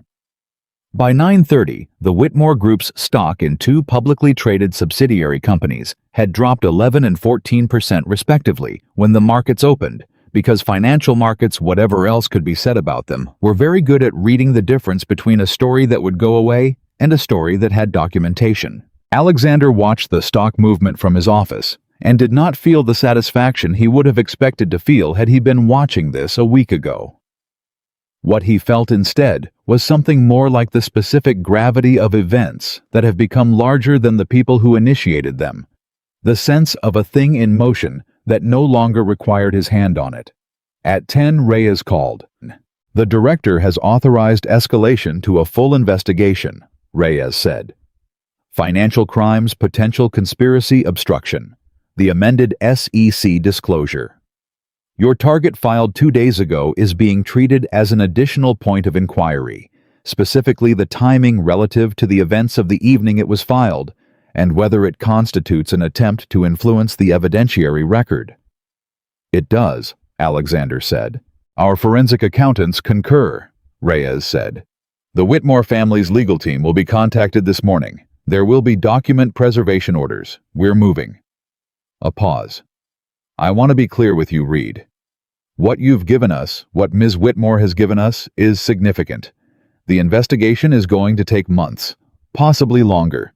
These things don't resolve in a news cycle." "I know," Alexander said. "Your personal material is in the file," Reyes said. "The connection to your father's situation, the current arrangement. I want you to understand that as the investigation proceeds, there may be aspects of your own involvement in building this case that receive scrutiny. The way the evidence was gathered, the circumstances of your initial access to the Whitmore estate." "I'm aware," Alexander said. "I've been aware of that since the first night. Whatever scrutiny my methods receive is legitimate, and I'll cooperate fully with any aspect of the investigation that concerns my conduct." Another pause. "You sound like someone who thought about this a long time before doing it," Reyes said. 10 years, Alexander said. "That's either very thorough or very concerning," Reyes said. "I know," Alexander said. "I think it might be both." The call that Alexander did not expect came at 11:47 that morning. He was at the clinic with Clara. He had driven over after the Reyes call, partly because there were things to discuss, and partly because the instinct to be where Clara was had begun to feel natural in a way he had not examined too closely when his phone showed a number he did not recognize. He almost let it go to voicemail. Something made him answer. "Alexander Reed," said the voice on the other end. It was a woman's voice, older, careful. "You don't know me. My name is Helen Voss. I'm David Kern's wife." Alexander stood up from the chair and walked to the window. "Mrs. Voss," he said. "I've been reading the news this morning," she said. Her voice was controlled in the way of someone who has spent a long time keeping very different things from one another inside themselves and is in the process of letting that discipline go. I want you to know something. About my husband. About what he did. I'm listening, Alexander said. I knew, she said. Not everything. Not the specific details. But I knew that David's relationship with the Whitmore family was not what he described it as. I knew there were payments he didn't explain to me. I knew that his account of what happened to your father's company did not entirely hold together. A pause. I told myself it was complicated, that I didn't understand business at that level, that David was a good man in most of the ways that mattered, and the rest was something I didn't need to understand. Another pause longer. I was wrong. I want you to know that someone who was close to him knows that he was wrong and that I am sorry for what was done to your father. Alexander stood at the clinic window. Outside, ordinary life was proceeding. A car pulled into the parking lot. 2 people crossed the entrance on foot. The world did its unremarkable morning business. Mrs. Voss, he said. His voice was steady. He was not sure how it was steady, but it was. Why are you calling me? Because your father deserved to have someone in David's life say this to you, she said. And because I'm going to speak to your federal investigators this afternoon. I called you first because I don't know, because it seemed like the right order. A long pause. I'm sorry, she said again. I know that's not enough. I know it doesn't give you anything back. No, he said. It doesn't. But it's true, she said. He held the phone for a moment. He thought about what to say, and then he said the true thing. The only thing that was actually true. It matters that someone in his life saw it and named it. My father never had that. Nobody in his life who was connected to what was done to him ever named it for what it was. He paused. Thank you for calling. He hung up and stood at the window for a while. Clara was watching him when he turned around. She had heard enough from his side to know it was significant, and had the restraint not to ask immediately. She waited. Kern's wife, he said. Clara's expression shifted. Not surprise, Clara did not surprise easily, but something more complex. She's going to cooperate with the investigation. She called to tell me first, Alexander said. Clara looked at him carefully. How are you? I don't know, he said, which was the honest answer. He sat back down. She said she knew, not everything, but enough, and she stayed quiet. People stay quiet about things they don't want to know are true, Clara said. It doesn't make them monstrous. It makes them human in the worst way. Is there a difference? Yes, Clara said. The difference is that she called you. The difference is that she's going to talk to Reyes. The difference is that the moment of choosing happens again and again, and she chose differently this time. She paused. That matters too. Not as much as not staying quiet in the first place, but it matters. He thought about that. He thought about all the moments of choosing that had accumulated into everything that had happened. His father choosing to trust Richard Whitmore. Choosing to use that trust. Kern choosing to sell it. Clara choosing to look at the numbers that didn't add up. Clara choosing to make copies. Clara choosing to knock on the floor every time she heard footsteps above her. Margaret choosing to walk into her father's house with a key and an instruction, and the willingness to do what needed to be done. Helen Voss, choosing this morning to make a phone call. Choices. Long chains of them, invisible to everyone except the people who made them, and the people who lived with what they produced. At 2 that afternoon, Richard Whitmore's attorney held a press conference. Alexander watched it on his phone at the clinic standing in the hallway. The attorney was composed, experienced, and working with material that was significantly less useful than it had been 48 hours earlier. He called the investigation premature. He called the documentary evidence disputed and contested. He called Clara's testimony the account of a woman with a complex medical history in a vulnerable condition. He was careful not to say anything that was legally actionable, which meant he was careful not to say very much that was actually useful. And the result was the specific kind of press conference that looked defensive because it was. A reporter asked, Is Clara Whitmore available to respond to the family's characterization of her condition? The attorney said that Ms. Whitmore's current circumstances made direct response impractical. Alexander put his phone away and went back to Clara's room. "Your father's attorney held a press conference," he said. "I know," she said. Margaret called. She held up a phone. Elaine had cleared her for a personal device that morning, 2 days ahead of the original timeline, on the basis that Clara's cardiac readings had stabilized sufficiently, and that the continued denial of communication to a woman this alert and this capable was more stressful than the communication itself.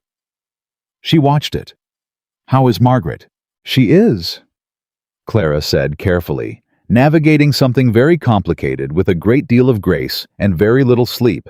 "She's been fielding calls from Thomas all morning. He's trying to establish a unified family position, and she's been telling him she's not available to do that." A pause.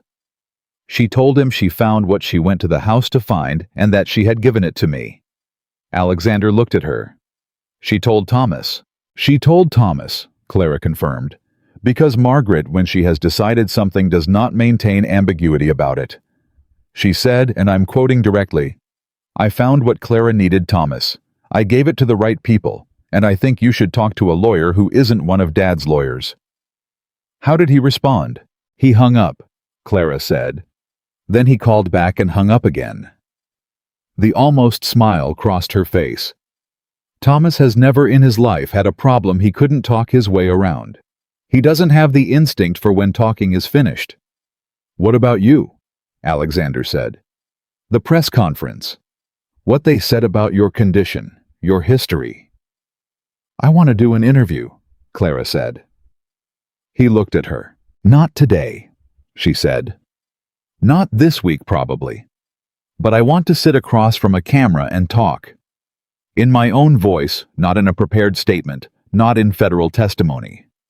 I want people who watched that press conference to see me and hear me and decide for themselves whether the woman they're looking at has the kind of complex medical history that would require 11 months of involuntary basement detention." She paused. "I know how to tell the story. I know which parts matter and in what order, and I am not going to let the last public image of me be the family's version." "You'll need to coordinate with Reyes," Alexander said. "Anything you say publicly while the investigation is open." "I know how to give an interview without compromising a federal investigation," Clara said. "I read, even in that room, especially in that room." He almost smiled.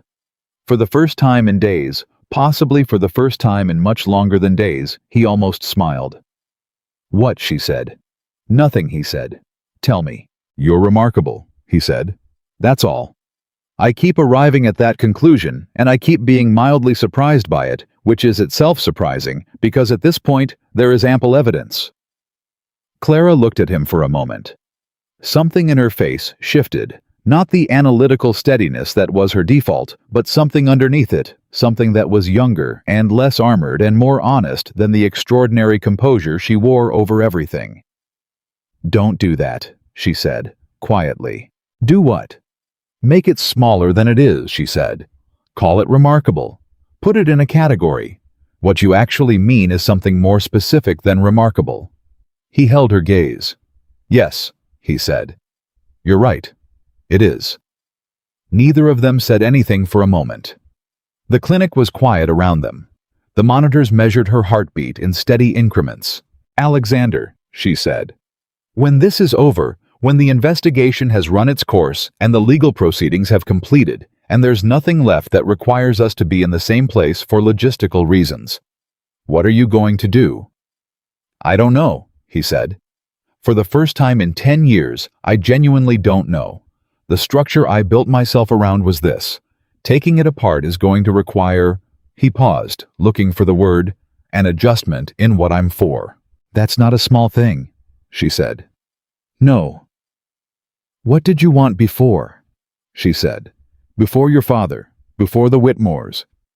When you were 23 years old and the whole thing hadn't happened yet. What did you want?" Nobody had asked him that question in 10 years. He was not certain anyone had asked him that question before it happened, either because he had been 23 and the future had seemed so large and various that narrowing it to a want felt unnecessary. "I don't remember precisely," he said. "Something with law, I think, not corporate. I had this idea about—" He paused, surprised to find the memory still there, clear and slightly embarrassing, in the way the ambitions of young people are always slightly embarrassing in retrospect. About using legal structures to protect people who didn't have them. People whose situations made them vulnerable to exactly the kind of thing that was eventually done to my father. I thought that was interesting work. "That's still interesting work," Clara said. "It feels very far from where I ended up," he said. "You're 34 years old," she said. "You have 4 years of financial forensics expertise, a comprehensive understanding of how corporate manipulation operates from the inside, and a federal investigation on your record as the person who brought it. That's not far from useful. That's extremely close to useful for exactly the kind of work you just described." He looked at her.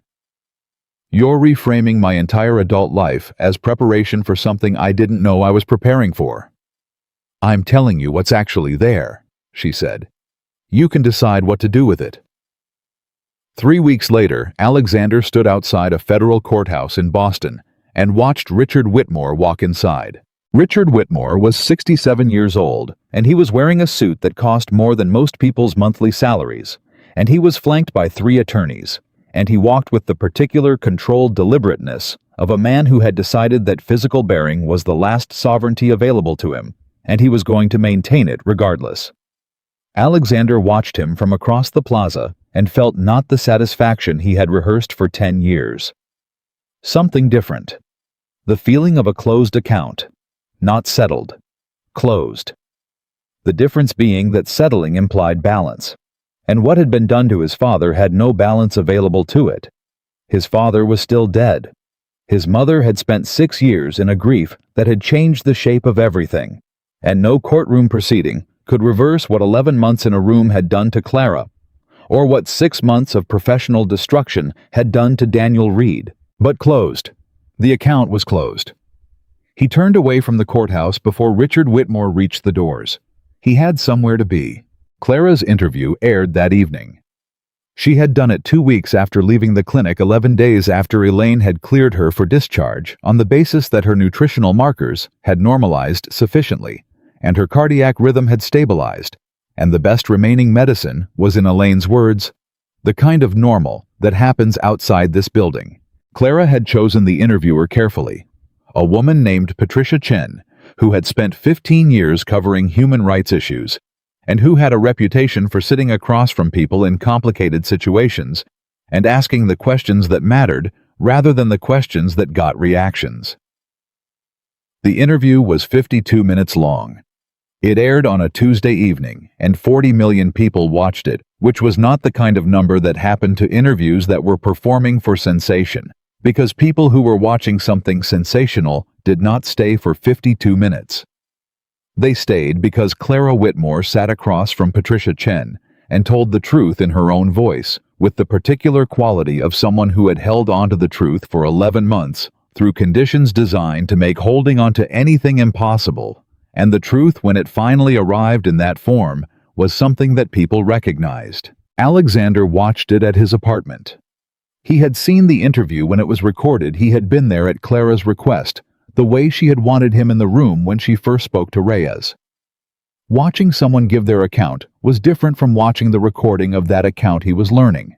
The recording had the quality of something permanent. Clara's voice on the television screen had the quality of something that would continue past the moment it was transmitted, that would exist in the record the way the truth always existed, once someone finally said it in a room where it could be heard. Patricia Chen asked, "What did you hold on to in those 11 months? What kept you?" She paused, choosing the word carefully. Intact. Clara was quiet for a moment. The interview had been full of those moments. Moments where Clara did not fill silence with the first available answer, but sat with the question until she found the true one. "The evidence," Clara said. For a long time it was the evidence. Knowing that it existed, knowing where the copies were, knowing that if I could just survive until someone found the door, the evidence would do the work, even if I couldn't. That was enough for a long time. And after that, Patricia said. After that, Clara said, it was something harder to name. Something about refusing to let them be right about me. Not out of pride exactly. More, I knew who I was before that room. I knew what I had seen and what I had done and why I had done it. And if I stopped knowing those things, they would have taken something that no one should be able to take from another person. So I kept knowing them. You kept knowing them, Patricia repeated. Every day, Clara said. I woke up and I said to myself, I am Clara Whitmore. I am 34 years old. I worked in my family's hotel division and I found evidence of a crime and I documented it and I made 3 copies and one of them still exists. That's who I am. That's what happened. Whatever they say, whatever they build, whatever story they tell about me, those facts are still true. And truth doesn't need permission to exist. 40 million people heard that. Alexander heard it sitting on his couch at 9:30 on a Tuesday evening. And he heard it the way you sometimes hear things you have known in a partial way for a long time and have not yet heard said completely. Truth doesn't need permission to exist. He had spent 10 years trying to force the truth into visibility through the application of enough pressure, enough resources, enough strategic positioning. What Clara was describing was something that preceded all of that. The decision to know the truth yourself in a room where nobody else could verify it, when knowing it had no immediate practical value except the value of being the kind of person who continued to know true things even under conditions designed to make them forget. He called her after the interview ended. She answered after one ring. I watched it, he said. I know, she said. You told me you would. You were... He paused, looking for the word that was not remarkable. Not remarkable. She had told him to stop making it smaller. You were exactly yourself, he said. The whole time. She was quiet for a moment. That's the best thing you could have said. I meant it to be. A pause. A good one. Clara, he said. I want to ask you something, and I want you to tell me if the timing is wrong. Ask, she said. When you're ready, when the investigation has settled enough, when the legal process is at a point where your attention is less urgently required, I would like to take you somewhere that isn't a clinic, or a courthouse, or a place associated with any of this. He paused. Somewhere ordinary. Dinner, maybe. Something that doesn't have a strategic purpose. Another pause. Shorter. The timing isn't wrong, she said. Good, he said. Alexander, she said. Yes. You said dinner. Something ordinary. But you've been operating for 10 years in a mode where everything has a strategic purpose. Are you sure you know how to do something that doesn't? He thought about it. No, he said. But I'd like to find out. That's honest, she said. I'll say yes to honest. Thomas Whitmore entered a cooperation agreement with federal prosecutors 11 days after the investigation went public. The terms were not released, but Marcus, whose contacts in financial legal circles were extensive, confirmed that Thomas had provided significant corroborating information about the shell company network in exchange for consideration of his specific role, which had been that of a knowing participant rather than an architect. It was, Alexander reflected, Thomas, the instinct to talk his way to a better position, even when the position being managed was criminal liability. David Kern's cooperation was announced separately. Helen Voss had spoken to Reyes the afternoon she called Alexander, and what she provided financial records, she had kept copies of correspondence she had maintained, in the specific way of someone who had known for a long time that she might need them, turned out to be more substantial than Alexander had expected. Kern himself, faced with his wife's cooperation and the documentary evidence from both the Providence copy and the journal photographs, retained his own attorney and began discussions with prosecutors within the week. Richard Whitmore did not cooperate. That was entirely consistent with everything Alexander had learned about the man in 4 years of study. Richard Whitmore was 67 years old, and he had spent 67 years being the person who determined what happened, and the idea that he would negotiate with the people who were determining what happened to him was incompatible with a self-conception that deep and that long established. He maintained his position, changed his legal team twice, and issued statements through his attorneys that grew progressively less coherent as the evidentiary record grew progressively more comprehensive. Clara did not follow her father's legal proceedings closely. This surprised Alexander when he first noticed it, and then it didn't surprise him at all. She had given everything she had to establishing the truth in the record. What the legal process did with that truth was not something she needed to monitor daily to feel that her part of it was complete. She had done her part. The rest was for the institutions to do theirs. What Clara focused on instead was the thing she had told Alexander about in those early days at the clinic, the foundation. She incorporated it 6 weeks after leaving the clinic with Margaret as a co-founder and a board that included Patricia Chen, who had spent 15 years meeting people in Clara's situation and had never stopped being troubled by how little systematic support existed for them. The foundation was called The Returning. The name came from something Clara had said to Patricia in the interview, not in the aired version, but in the portion before the cameras started, when they were talking informally, and Clara had described those first hours out of the basement room. The loudness of the world, the strangeness of being back in it, the particular disorientation of returning to ordinary life after an experience that ordinary life had no framework for. That's the part nobody talks about, Clara had said to Patricia. The returning. Everyone understands the survival. The returning is harder. The returning focused on 3 areas: legal support for individuals whose family members had used institutional legal or financial mechanisms to restrict their freedom or access to resources. Psychological recovery support, specifically designed for people whose experience of trauma had been systematically denied by those around them. And documentation, the particular work of helping people record and verify their own accounts in circumstances where the powerful people around them were actively constructing alternative accounts.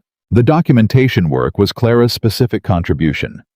She had spent 11 months understanding that the truth required a keeper and that keeping the truth was a skill, and that people in her situation often lacked the specific resources, the accounting background, the knowledge of how to organize documentary evidence, the understanding of what federal investigators needed, and in what form that had allowed her to survive in the particular way she had survived. She was going to give those resources to other people. On the day the Foundation's first operational program launched, Alexander came to the small office space Clara and Margaret had rented in Cambridge. He arrived at 9 in the morning and found Clara already at her desk. A real desk now, in a real office with a window that she had specifically requested face east, so the morning light came in first. She was on the phone apparently with a potential program partner, speaking with the organized precision she brought to everything, and she held up one finger when she saw him without losing a word of the conversation. He sat in the chair across from her desk and waited and listened to her work and thought about the specific quality of her presence, the way she occupied a room, not loudly, not with the performance of authority, but with the simple solidity of someone who knew exactly why they were where they were. She hung up the phone and looked at him. "You're early," she said. "I know," he said. "I wanted to see the first morning." She looked at the office around her, the modest, ordinary, real space of it. "It's a lot smaller than the Whitmore estate," she said. "Yes," he said. "It's exactly the right size." She looked at him. Something moved in her face, that thing that happened underneath her composure when something arrived that she hadn't fully guarded against. "Alexander," she said. "Yes." "I need to tell you something, and I need you to let me say all of it before you respond." "All right," he said. "I was in a room for 11 months, she said. "And in that room I had nothing. No phone, no records after the first 4 months. No contact with anyone who chose to be there. No certainty that what I had built before the room would be enough to matter. And the thing that was most frightening was not the physical conditions, though those were frightening. It was the possibility that I would get out of that room and be someone different, that whatever they had done to the time in there would have done something to me that I couldn't undo." She paused. "And what I found when you broke that door open and I looked at your face and decided to trust you, which was the largest decision I had made since I decided to copy those documents, what I found was that I was still myself, still exactly myself. and that the self I was could meet someone in an impossible situation and decide to trust him based on evidence rather than hope and be right. She looked at him directly. You are the first person since this started that I was right to trust. I need you to know that I know that, and that it matters to me more than I know how to say in a way that doesn't understate it. He held her gaze. He let the full weight of what she had said arrive. I need to tell you something too, he said. And I need to say it once clearly because I don't think it requires more than once to be true. Then say it, she said. I came to that house to make something collapse, he said. I found something being built instead, in a basement room in the dark, by a woman who had nothing except what she refused to give up. And watching you in the clinic, in the federal office, at the courthouse, in that interview, in this office right now, I understood something about what it means to build something rather than destroy it. About what I actually want to spend the next part of my life doing. He paused. I don't know exactly what shape that takes, but I know who I want to figure it out with. Clara looked at him for a long moment. That, she said, is the most precise thing you have ever said to me. I've been practicing, he said. I know, she said. I noticed. Outside the office window, the September morning was doing its unremarkable business traffic and footsteps and the sounds of a city that had never stopped moving, indifferent to basement rooms and federal investigations and the private decisions that changed the direction of individual lives without leaving any visible mark on the ordinary world proceeding around them. Margaret called at 9:15 to say she was running 5 minutes late and had brought coffee and to make sure the printer was set up because she had documents for the first intake meeting at 10. Clara told her the printer was set up and to hurry, and that yes, she would take the coffee, and hung up and looked at Alexander with an expression that was for the first time since he had known her entirely unguarded. Stay for the first meeting, she said. If you want. I want, he said. Richard Whitmore was indicted on 11 counts 4 months later, including fraud, conspiracy, and obstruction. David Kern entered a guilty plea. Thomas received a reduced charge in exchange for his cooperation. The Whitmore Group's flagship hotel properties were placed under receivership pending the resolution of the financial proceedings. None of that filled the room his father had sat in with his hands flat on the table. None of it brought Daniel Reed back.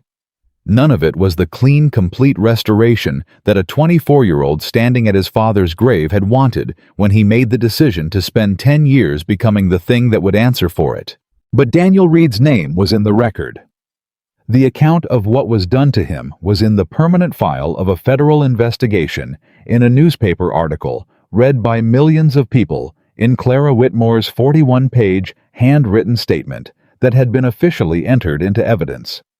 His name was there, and the truth of what had happened to him was there, and the people who had done it were standing in front of consequences they could not avoid or redirect or reframe their way out of. That was not nothing. Alexander stood in the Foundation's second office, a larger space 6 months after the first one, because the work had turned out to require more room than they had originally anticipated, and watched Clara talk to a woman who had come in that morning for the first intake appointment.